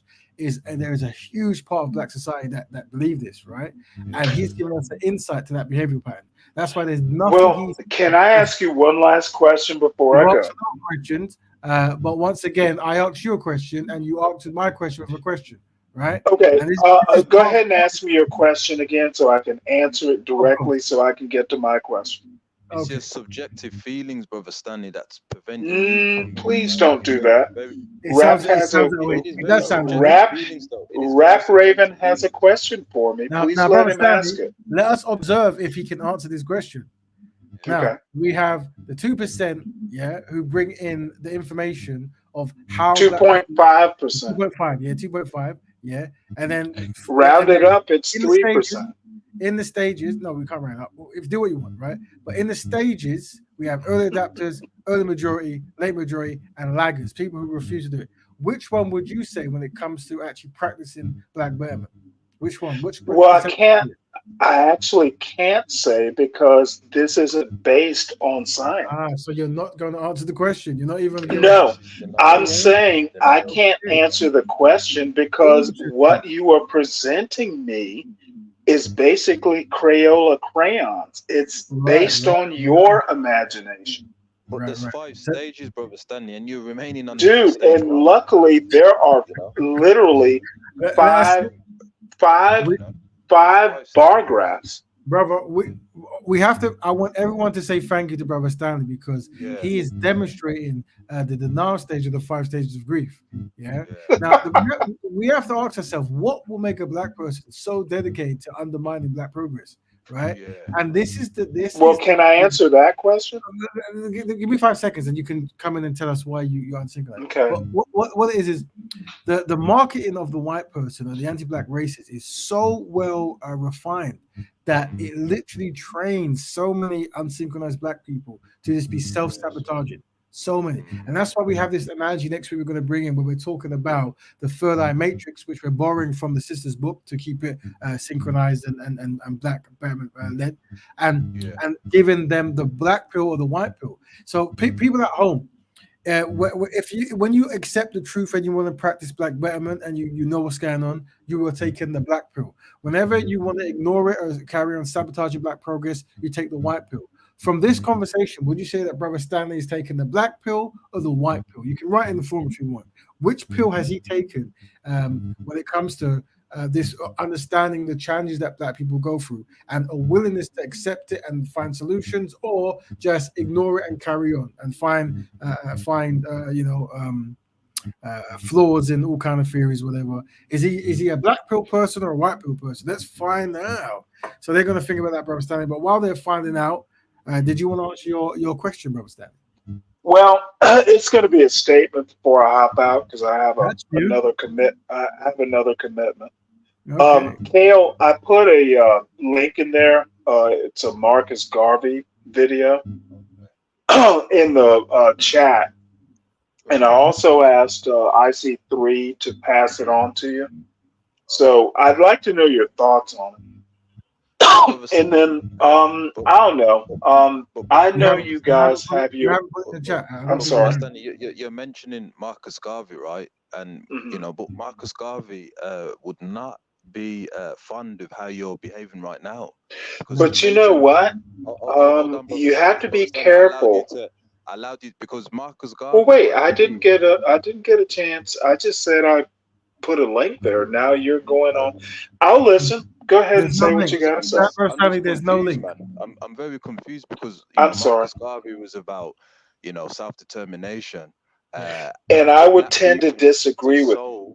to solve their issues. There is an African descendant who's come up with a blueprint with the Black Betterment, and Did to Marcus help. Garvey ever make Hold it on, to brother Africa? Stanley, brother Stanley, and you are still remaining on the denial stage. You Yes, know, yes, Mm. yes, and firmly, this is firmly. very problematic because the youth needs to understand It's not problematic to me. if you cannot operate right at the same time the way how our people need to move for the best interest, that's very problem. You are, in other words, you are distorting and causing genocide psychology to the race, because you're going to make us denial, and then while blessings and benefits for the black communities passing by, we won't be able to understand it because we're still on stage one. So this is very important for you to understand. Okay. You talking about Garvey, let's talk about stage one. And let's I get you put to the link in the acceptance, back and then we can chat. talk about Garvey. Because when you I accept it, put then the you can link understand in. Garvey. Right. I put the link in the back chat for you. All I have to say, because I do have to go, I understand that you two have your own program and your own system. Mm. Um, Brother Stanley, if you've you're got a link. gonna, well, hold on. Now you're Hold on. interrupting me. No, because I clicked on the link, and the link's a quote from Marcus Garvey, and you're talking about where Marcus Garvey said that Negroes are lazy. Yes. Well, yeah. Would you This is disagree with no, Marcus Garvey? no. Everything Messiah Marcus Garvey said is correct. When we talk about being inadequate, So Negroes are lazy, and then are you going to tell me that we are no longer Negroes? I think Yeah, there's it's very something going uncivil. That's on. where you're going to go with this. Very, very I think uncivil. sometimes you project certain kind of thoughts that jump I in. already know what you're going to say. Is the problem? You must be a psychic. If you could I use it am for a psychic. we would be in a better place. I am like what's his? I'm Negro Damas. Yeah, of course. The thing is, we are synchronized. Marcus Garvey recognized that there was a inconsistency in trying to. Marcus Garvey got tossed out of the United States, died in England, poor, sick, and penniless. That is the So I'm sorry, I'm just not going to be that Listen to me, into listen to me, Marcus Garvey. listen to me. So obviously, I'm just going to push you down for a bit, just because Marcus removed from stage, just for 4 seconds. Understand? So yeah, this and so obviously, big up to Marcus Garvey. We have nothing but respect for the brother and what he did. This is what love brothers do. They don't understand how challenging it is to try to motivate and get black people to do anything, especially in a system where every day is this challenges and strife. And then what they do is they ignore all the milestones they did under tremendous pressure, and then they want to highlight their perceived concept of a shortcoming. And they'll do this to Marcus Garvey, Malcolm X, Martin Luther King, you name it. And then they themselves haven't done anything, but they're practicing what we know as drive-by criticism. You know, you drive by, do better, than drive off, right? And the reason we have to kind of stop them is because it is very unsynchronized, and it is sabotaging progress. And what it does is it makes young black people who might want to actually try to do better and help other people. It might make them feel intimidated because they know that there's these unsynchronized people who just wait for their perception of a downfall and then highlight it. So we don't support anything the brother just said. Of course not. But what is important is we have observed the denial stage. I don't think he got off the denial stage. I think he was on the denial stage throughout the entirety. Yeah, There was some definitely. cases he might have been bargaining, but I would say denial. Would you say denial, Yeah, everyone? oh, most definitely. And as I said, Brother Raven, this case study as well as this political science tactic is very, very important and very effective. Mm, We should be using this, to be honest with you, mm. all the time when it comes to speaking to our people Yes, online and off. It's very, very important. I yes, commend the Black Betterment organization for this. Very important, man. yeah, yeah. Everyone should, if you could take a screen grab, if you want, I can email you. Have this document here, at least this page. So when you're trying to promote Black Betterment to Black Yeah, people, whenever they do what Brother Stanley did, try to have sabotage and stuff, you know that they are still in the denial stage. If you stay on code, they might then to jump to the anger stage. But definitely have this so you can see it. And then when they finally accept it, you can ask them, okay, now you've accepted everything we're saying. Are you going to continue as you are, or as you was, or are you going to practice Black Betterment? You know, because it's highlighting. The thing is, brothers and sisters, when you become stoic, when you step back, there is an importance in being next to people who are unsynchronized, so you can do case studies. And never think that we ever think we're going to convert a person who's far gone. What it is their behavior is so all these diagrams that you're seeing comes from talking to the unsynchronized. You see, Yeah. we're trying to find methods to get quickly to a point, so the time wasting mechanisms shut down. Now, these brothers that you come on here and they do this, when you see them on other panels, they can literally last all night because it goes into feelings and people get offended, then name calling, and it's no longer about black men. It's about I'm going to make you feel sad. Yeah, but you Yeah. notice that when we come here, we bring the diagram. We ask the questions, wait for response, and then when they cannot respond, then we know we've got them, and then they jump ship and they try to change, and then they come off. And this is what we're saying. We're giving you the symbolic methods of dealing with Yes. unsynchronized brothers and sisters. See, and that's why we're saying name calling and being stoic is very important Very, because very important. they will use your emotion or passion to then go somewhere else. You notice that the brother he was trying to mention beloved Marcus Garvey. As many Yes. black people love the effort that the brother did, and by undermining Marcus Garvey, he might get a reaction. There are many brothers and sisters. The energy they could spend in actually helping black people, they would rather spend in causing chaos. Like this is learned behavior. That's why when we started off, we're very important trying to deal with sisters' analysis of what they're going through, and the brother just wanted to talk about sisters doing well. So when we say that in UK and America, sisters are Yeah. concerned that they feel that many black men are not at the stage they need to be when it comes to protecting black women. He then wanted to make up a kind of paradigm where he's around millions of sisters who disagree with this. And let me tell you something. If we came in and we said that black women across the board feel protected by black men and there's nothing more we can do, they're so happy. Brothers like him will say, I disagree. This is I talk to say that black men don't protect black women. Yeah. You see the strategies that these brothers do, right? Yeah. Yeah, yeah, yeah. And unfortunately, in the video I was showing, on a lesser state, a lesser version, you're seeing the same thing. Words. Yeah, it's inadequate. It's inadequate. But like, It's not. It's, Keep saying this word, man. what do I mean by this? You explain me what you mean by Okay. being inadequate. You see, so the brother just said there, I mean, any point you can make a good case. I said that black people are collectively inadequate, and then he's upset, angry. Why you keep saying it? Why you keep saying it? And then I go, well, what do I mean by this? And he goes, you explain. So he's angry at something he doesn't know. And throughout this entire conversation, that was the case. But at no point did these brothers, and all power to them, they're good brothers, did they ever say, you know what, I want to practice Black Betterment, I want to work with black people. They were more trying to punch holes in solution attempts. Like, hey, this guy's trying to find a solution. Let's punch a hole in it. Just like we saw Brother Stanley. Now, the truth is, what is it that there's many reasons that breed this kind of behavior, but unfortunately, this collective concept is why we say that we are collectively inadequate. And that's why we have to have a concept known as the open door elite, where there are black people, and I think I've got grids here. Let me see if I can find the grids, more grids. Hold on. Let me see if I can find that grid. Not grid, but there's two definitions of how to work with black people. I know it's here somewhere. It'll be 17 seconds. Oh, I know I had it somewhere. Maybe it's not there. Maybe I did not put in this one. It's going to go 4 seconds. Almost there. I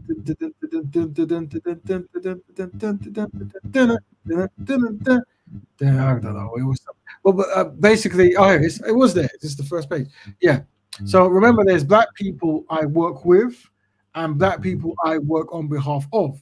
So when you work with black people, that's the organization process, and that's a very small number. That's the synchronized black veterans we work with because they understand what's going on. But the brothers like Stanley and maybe these two brothers potentially, I don't know, you wouldn't work with them directly. You would help them by osmosis. Yeah. The reason you know this is because they are actually willingly telling you another person's marketing plan. Some anti-black person has given them methods of undermining process, and they agree to it. You see, and then they spew it because they've learned it. So you can't help them directly because they'll sabotage every step. But what you can do is help them by osmosis, meaning when you create, when they see a magazines with black progression, when they see jobs with black people thriving, and when they see that the consensus is this is the way to be, they will jump in. So when we go to our grid now, our diffusion of innovation, let's go to it because it's important. So these brothers, they will be, if I'm being kind, they will be the late majority. Sadly, maybe Brother Stanley's a lagger, meaning he'll never change because he's dedicated to undermining black progress. So, and we wish him well. But hopefully, some of these brothers who you believe deep down there is some kind of wanting for betterment, they might be a late majority, but they can only do their thing. They can only join Black Betterment when we've the other people have gone through the stages, the critical mass, or what they also known as the Black Elite. Can you see? There's the Black Elite. Good. So these colors here, the innovators, the early adapters, and some of the early majority. These are we are the elite. We are the Black Elite or the Open Door Elite, and us working constructively in organizations for the benefit and furtherment of Black people is how we're going to change the late majority and laggers, or just late majority. Laggers only change when you force them by law. If you don't force them, they won't change. Like the reason why Brother Stanley is a good representation of blue is notice how he's dedicated to undermining. He's dedicated, like he would hold his breath for a good 7 minutes to undermine Black progress. He will go. He will make himself uncomfortable to undermine Black progress. And there are many Black people where it might be easier to actually, build a business or train a Black kid. They'll rather blow up a bridge with TNT. They'll rather blow up because that's where their mind is. The marketing campaign of anti-Blackness is firm in their mind, and they don't even know it. That's why they're in the now. The dopamine's only surviving under under unethical code of conduct of the non-Africans. Yeah, it's a shame, man. It's a shame. Yeah, but that's why we're going to give you guys the tools here to deal with that kind of unsynchronization. And it's very important. But brothers and sisters, let me go with the thing. If there's no other topics, we've covered the two. It would be good to hear from sisters because the question is, bless me. The question is, overall, Black women don't feel protected by Black men, and I recommend that we do. Should we create a listening and learning space to fix this? But that ultimately means sisters come in at some point and give us a testimony. So remember that, and feel free to come in now to let us know what you think about that. If they don't come in, brother, is it possible for you to play the Speakonomics, how that went? Yeah. So it's only 5 minutes, but because they 5 minutes is yeah, no. So the Speakonomics was like 5 hours. It was long, right? But I think they're still rendering, or they haven't put it up, or I haven't seen them. But what they do, they've put up clips, and because they've tagged me in, I've seen this clip, right? I don't, but this hopefully when it comes live, I'll pull it on. But just to know, Brother Jedi, he's doing every month. The last weekend in the month, the last Sunday, I think it is. He's having where brothers and sisters come. Well, it's brothers and sisters now, but it might be everyone in the future. I don't know. But for now, it's you never know. But for now, it is brothers and sisters driven, and it had a full Black cast, and it was great because big up to brother, he had ITAL and Black vendors. Said I ate a coconut and a plantain, and I think some kind of kidney bean roll or something like that. It was nice. It was very healthy, healthier than normal. Nice coconut, which was soft coconut, which was nice. And it was a good event. And they had singers and comedians, and it was generally good. Not concerned, but just the observant was there was some communication where it got very hot and heated, and it was around protection of Black women, and it was triggered by the sister who was mistreated in the Asian shop, and some of the gentlemen saying that she shouldn't have been in there. And we can agree that we should be shopping in certain places that try to mistreat us. Yeah. However, there was a delivery of and then it went straight to the what I say is the what was it, the fairy tale, the failure fairy tale, where it's like, oh well, if I got down there, I would have beat him up and then I would have gone to jail. So is that what you want? And it's like we don't want that. We don't want that. And so Kushni's asking, what is the question to sisters? And that is, sisters, should we create a listening and learning space to fix it? So should we create a time where sisters, they gather their thoughts, come together and read out their problems of what they feel with Black men, and then we then Black men go and review that, and we talk amongst ourselves, and we try to fix amongst ourselves. We're not directly talking back and forth, because one sister was actually trying to explain it, very brave sister, and unfortunately she was somewhat shot down. And then what happened kind of today, so what happened in the sense of some of the brothers saying, well, I do this, I protect Black women every day. And then I think some of them even reference, I protect all women, which is never good. You never want to do that when Black sisters say they don't feel protected. But this is the thing, it's like we need to kind of work on this as Black men. But the question, sisters, is, should we have a listening and learning space? And we can have it. And just so you guys know, we're also Thursday at 10 o'clock on Titans TV. Type in Titans TV on YouTube. And we might also invite maybe the sisters there. Maybe I'll do it next week because they've got more sisters who tune in there, and it might be more important to do it there. But we have a time and space for sisters to let us know how they feel about the protection of themselves by the black man, and then we'll have a listening, and then we'll write things down and talk amongst black men to see if we can come with some campaign or solution to appease that. But this is part of that In the process. future, though, Brother Raven, for the sisters to, because what they say is about a solution that should be given to the organisations, the ones that carry out the future. Brother Kel, I think Yeah. I was going to say your microphone was buzzing, and because it was buzzing, I don't know if we were able to hear, but we are joined by Empress Kush, as you said that. Would say it again, brother. Just make sure you. Still buzzing. No, yeah, it is. It is. I don't know what it is, but while you're fixing that, Empress Kush, welcome, Black Betterment sister, Black Betterment. Oh, can you hear me, sis? Yep, we can hear you now. Fantastic. Okay, I think the buzzing stopped now. I was coming on to say that actually. So yeah, great. The buzzing is. I think the brother's microphone might be slightly loose or something. That's what it was. Yeah, just I think he's got a bit of static. That's all. Yeah. It's still there, brother. Yeah, still there. Yeah, I'm gonna mute up. Then I'll mute up. Thank you, family. Yeah, go ahead, sister. Did you want to say something? Cal. Yeah, no, I was just coming in to say that just about the static, so it was kind of hard to hear. But I'm sure if the people had the volume up, they'd be able to hear you. But it was just the volume seemed a bit low, so I just wanted to come in and say that. I'm not sure. Okay. Yeah. But while I'm here, so again, it was hard for me to understand what you're saying. So you're saying that you just wanted to get like some statements or questions from sisters and then present it. So let me give you the context. I went to Brother Jedi Speakonomics. It was a very good event. Big up to him. But one of the challenges, one of the challenges that seemed to come from it was when they were speaking about do black women feel protected by black men, and I was letting them know that everywhere I go, it's a unanimous no, and obviously, as men, we want to have solutions. So one of the solutions we're pushing forward here is maybe a listening and learning space where we just let women have their say, and then afterwards the men talk amongst themselves about it and try to find solutions. Because what happens is sometimes the women speak and then the men jump in and say, I protect women all day, and it becomes a passion fest, and then women feel intimidated because the men are flexing muscles and this kind of stuff. So that's where it comes from. Yeah, I mean, did you want to like have it recorded and then the guys watch them, or is it just like any statements or questions? Or well, yeah. So basically, for example, we've got two shows here, right? So one's now on Times TV and one's here, and we can have a time where we invite women. It might be better on Times TV because he's got more of a viewing, and then they just air out their experiences and what they feel, and then we could get men into coming afterwards, not to talk to the women. We don't do that yet. It's not that time. Just to talk about that and how.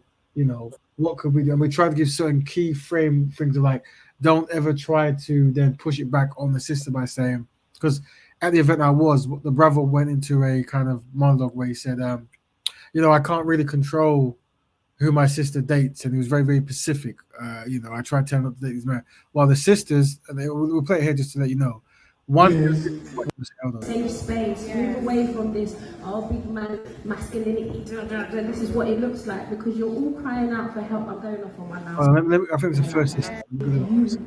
Okay, because we have to, because what you guys one more second. 1 second. Black men. I was about black men because there we go. I'm a black woman. So the sister started by saying, I'm going to talk about black men because that's what I know and that's what I'm here for. And interesting, let me tell you something, and this is something we have to work on. But once again, when it came to the all I'm here for everyone, and black men were saying that, black women and black women and women and black women and always represent other people, while the sisters, and this happened 3 times, said, I'm talking about black men and black people. So this is something black men need to stop the kind of universal soldier, kumbaya kind of concept. But let's let her hear the sister speak. Right. So I feel like black men want to. I feel like they have the ability to do so. However, sometimes I feel like it's so misplaced because for some reason they're wired to only want to protect us in a physical way. Sometimes it's not just about violence. Sometimes it's not just come out, show out, pump up a couple youth. Sometimes it's about emotionally supporting us. Sometimes it's about hearing us and seeing us. So sometimes it's non-verbal. There you go. So the sister, they're called Noise and Banter, I believe. But yeah, I mean, she gave the science there, but a lot of the went over a lot of the men's heads, maybe because they were thinking of wrestling or something, action. But yeah, so we want to create a space where we are listening and we can kind of train men how to respond better to women who are in crisis or in a sad state or concern. I think my suggestion for that would be probably start off with statements and things that you've heard over and over again, and then build it to that. Because I just think that a lot of black men who are in that kind of podcasting kind of space, like obviously they have that kind of thing where they have to deal with content, shock factor, and they kind of use all of that kind of as an excuse to kind of just rag on and disrespect black women. And I think if anything that's been said by the rise and fall of the manosphere and all of that rubbish is that like black women are sick of like being the point of content. Yeah. So unless, because even when I looked at like one of your R corners, I think it was, I'm not sure what it was on, but you asked a question about if black men should raise the bar or if black women should just accept. What was do you remember the question I'm talking I about? did. What was the question? I think the question was: should black women lower their standards when finding a partner, or should black men try to rise to the standards that of success and become better? Yeah, and it was even like worded like it was on that time. It was even worded so easy. Like you gave them such an easy in to just to like answer the question. And even then, I think I heard like Titans talking about, well, if a woman's 40 and she's dried out and it's done out here and her life's done, like you're not, you know what I mean, bro? Like Very shut down. It's like there's so many times throughout that one. I think it's only like 20 minutes or 40 minutes. There's so many times where you had to pull it back, which goes to show me that people are not in. We're not there yet to do that where you're gonna get that kind of outcome, bro. Like you can see even in the owl corner, like if that wasn't for you, I don't think I would have been able to have listened to the whole thing, because the amount of times that you've had to, because the blessing is because you're so quick at spotting it, because you've seen it so many times and you've seen it demonstrated on your panel with women and the same thing that keeps happening, you could just see it coming. Like you asked a direct question and then it went to women being done out here and it's over and it's a wrap and you should consider dating, like what is it, multiple women to one. I was just like, wow. So to have now another environment where you're listening to a bunch of women who could be, like you said there, they will number one be talking about black men. Are you going to be sure that all of the men there are even going to be having that same kind of mentality? And even like you said, where this sister was talking, where it went over their heads, it will just go over their heads. Like the amount of times where you made such a, like the question, I remember listening, I thought that is such a brilliant, like it was just a good question. I understood why you worded it that way, because it was such an easy in. You made it easy for the brothers. And if you look through that, the amount of times you had to pull that back, bro. Like I would not now volunteer to sit down and have a genuine conversation when I know what it's going to be about. Like to watch a whole bunch of men sit there and talk about it, it's just yeah. So maybe build the confidence where you're getting the typical things that you know are the concerns, because you have that advantage, bro, and you know what they're going to come in and say, and you know what our response will be.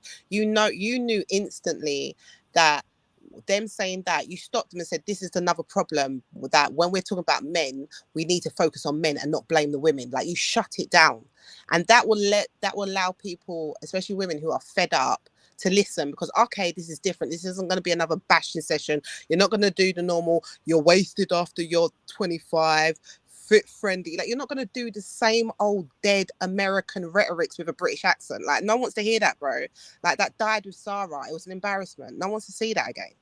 I think you've tapped onto two things, and one is the shock jock kind of mentality of the internet, and how it's going to be in the black alleged betterment space, and that's something that, especially with the speakers corner culture, there's going to be many brothers from historical that the shock jock, like, say this about the religion, say this about the woman, say this about gays, say this about whatever, and it will get a good view.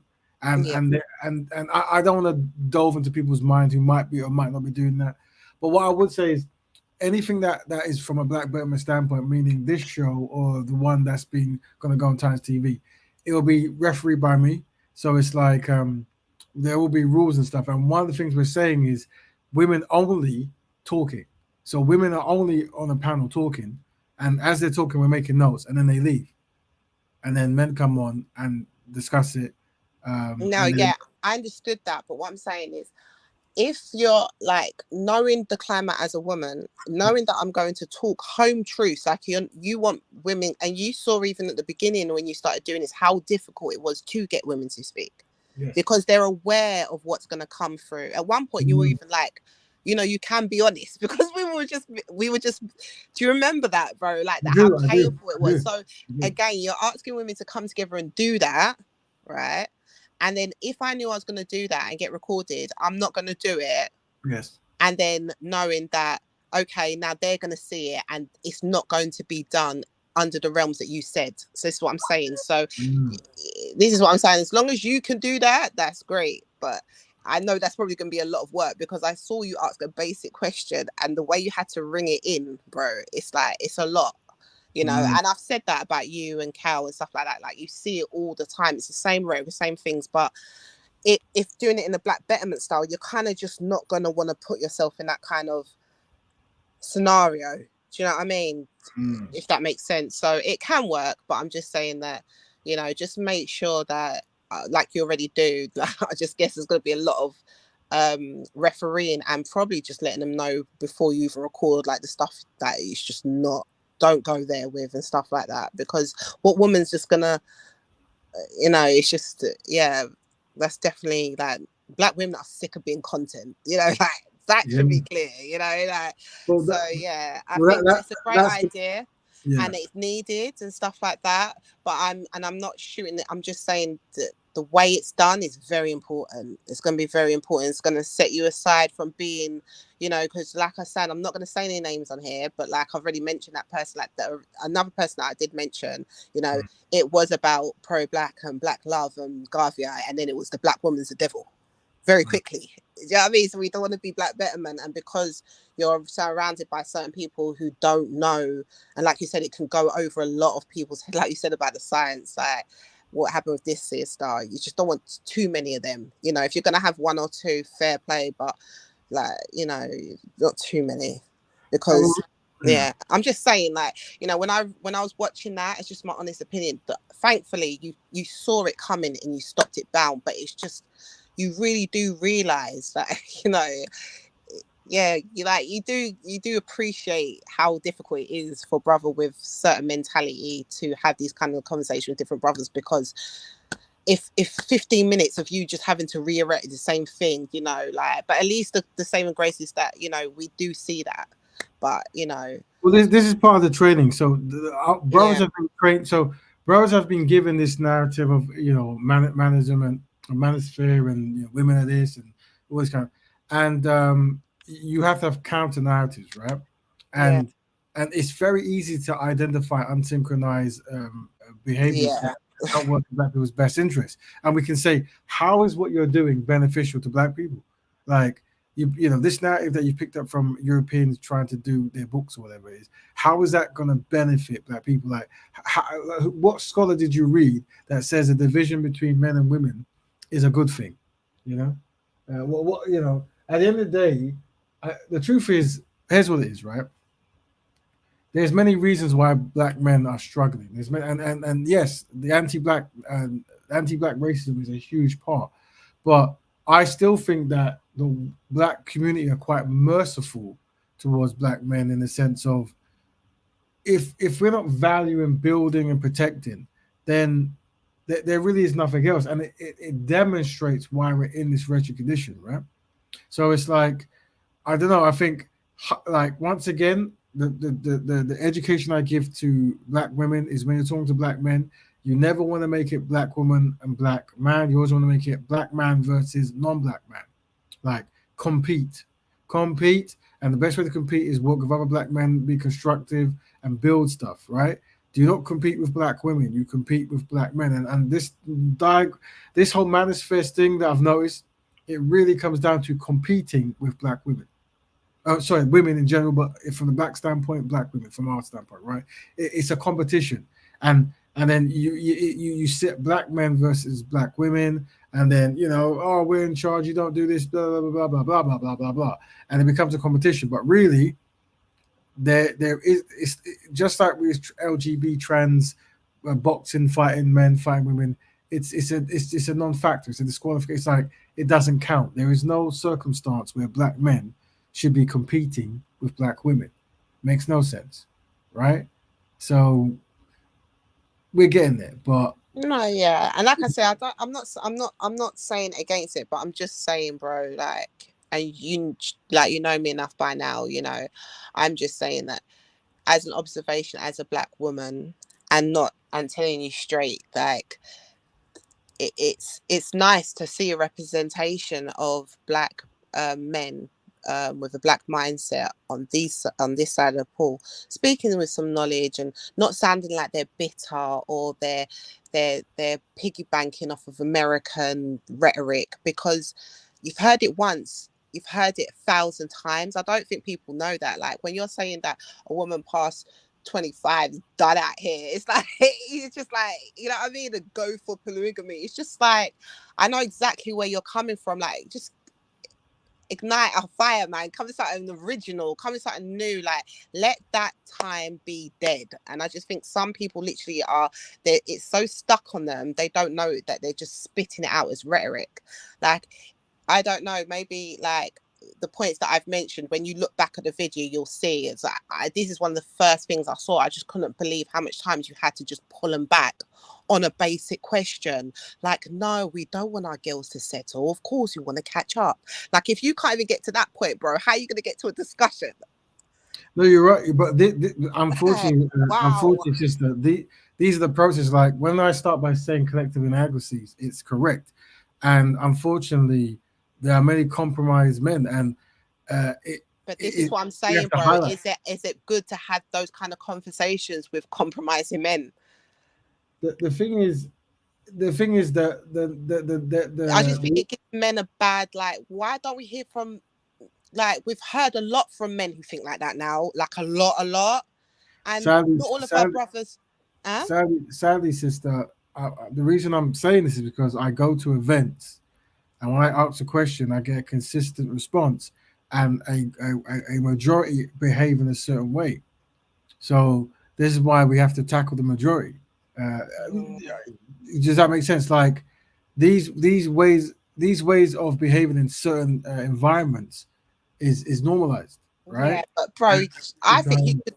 Yeah, I mean, I hear what you're saying. I mean, we can agree to disagree. I think, like, when it comes to presenting ourselves on social media, I think it's about choice, because I think, if we look at mainstream, they can be very tactical when they're setting up a panel. They'll say it's diplomatic, they'll say it's free speech, but it's very, especially as black people, we can see when a panel's set up and there's nothing fair about it, or a voice has not been spoken for.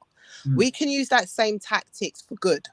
We don't always have to do that. Like, you could get a panel and have 6 out of the 7 people with a good mindset. Like, that could be possible, bro.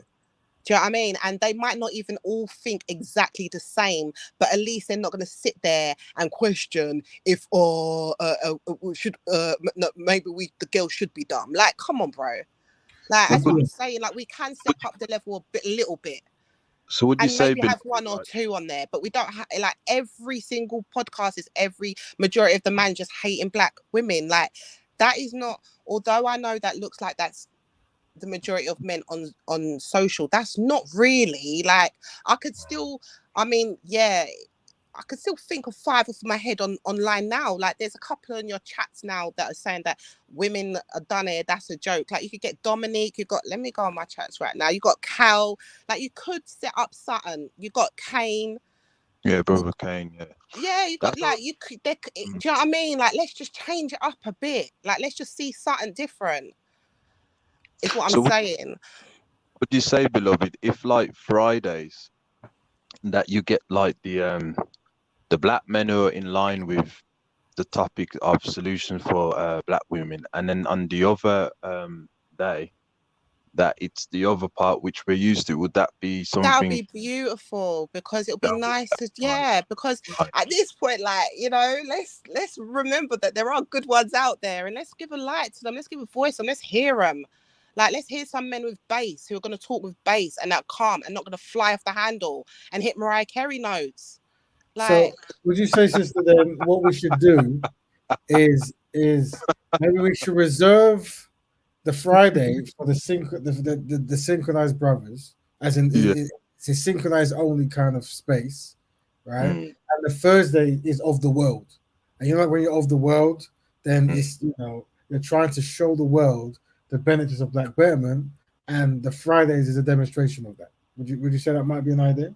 yeah, you could That's do that, but you yeah, could also like, yeah, definitely it's a great idea. But I would like ask as well that maybe on a Thursday you can maybe, because that would probably be on like Titans, and he's got quite a big following. So maybe on a Thursday, maybe we can switch it up, maybe one random day, and then maybe just put the conscience panel on that side. So because there's more people, it might attract more like-minded people. So you know what I mean, like, because it's we know what we're doing mm, here, right? Well, And then I get over there is like a whole nother scene, but you know, we want to encourage it. We want to bring life to the good kind of panels we want to see. So I agree, yeah, you could do that as well, but it is down for like brothers like, you know, Kane and other Dominique, yeah, Daniel, like, you know, it's on for yeah, you brothers as well to maybe, like, I know everyone's busy, I know it's on a Friday, that's what I'm saying, but that's why I say it would be good to do it on a Thursday and stuff. But even if we could just dedicate like a month to just us hearing some of you good brothers come on.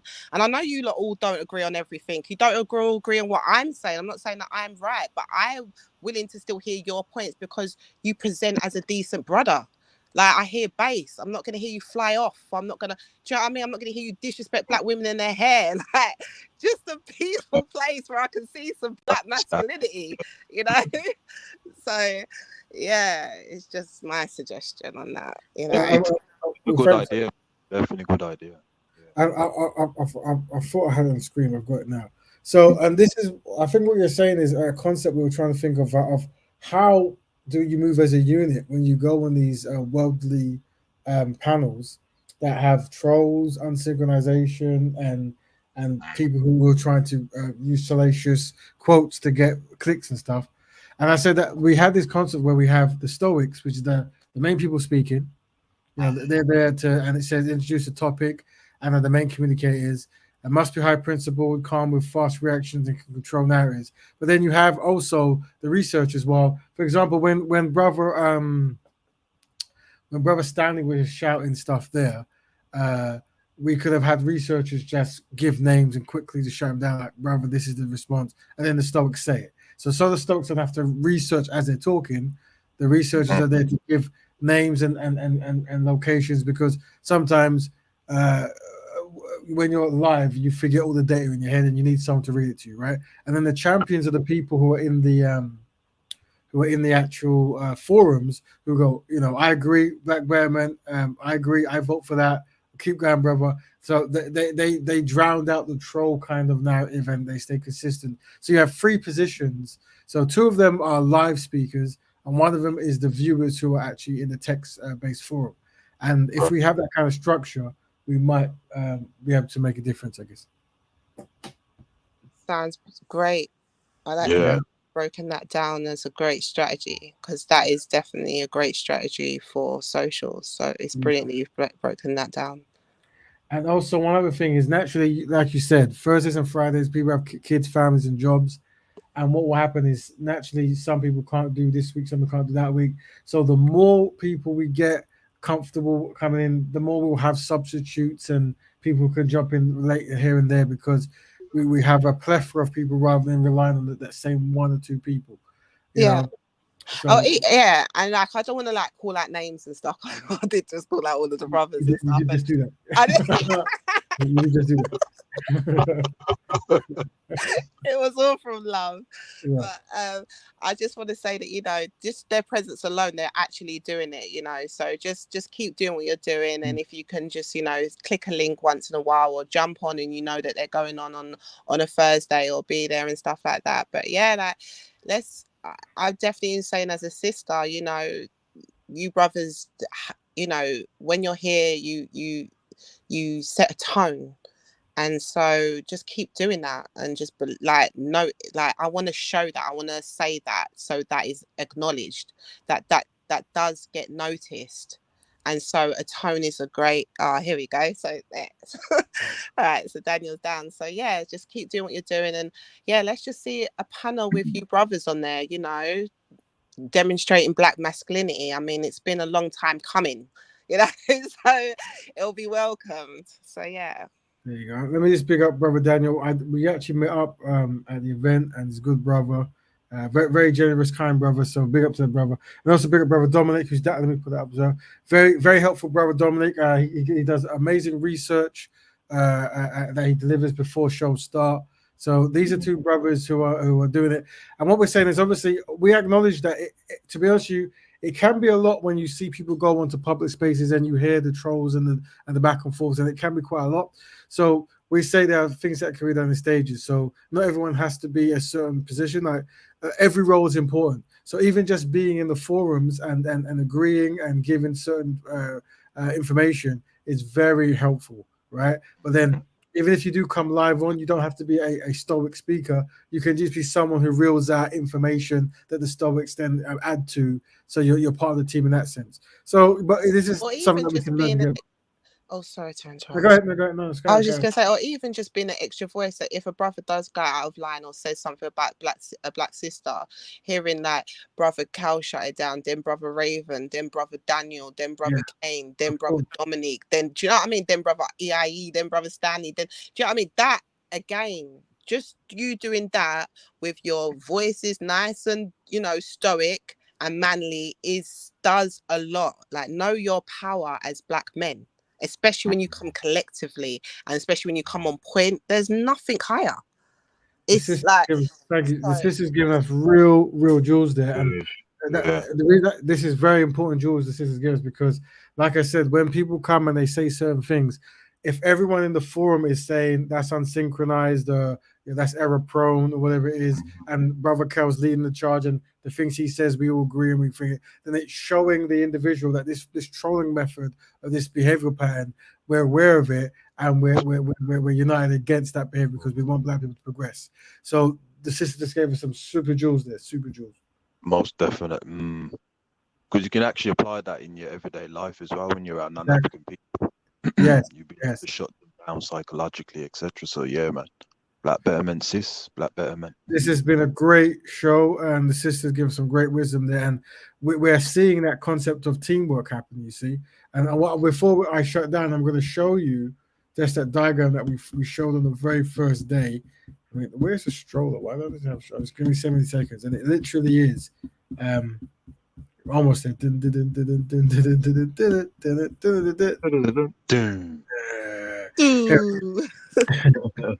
It's got a lot. Here we go. So, like I said, this is what we're doing now. This is what we were doing before. Disorganized, playing football, with this all over the shop. But when we start getting these positions and consistency and back each other up, it's a team, and this is good. And I big up all the brothers and sisters who's in the forum, and we're here for your support and back and forth. But let us understand this concept that we want to constructively help black people move forward, and it starts there. So, any last words from Empress Kusha, Brother Cole, before we end the show?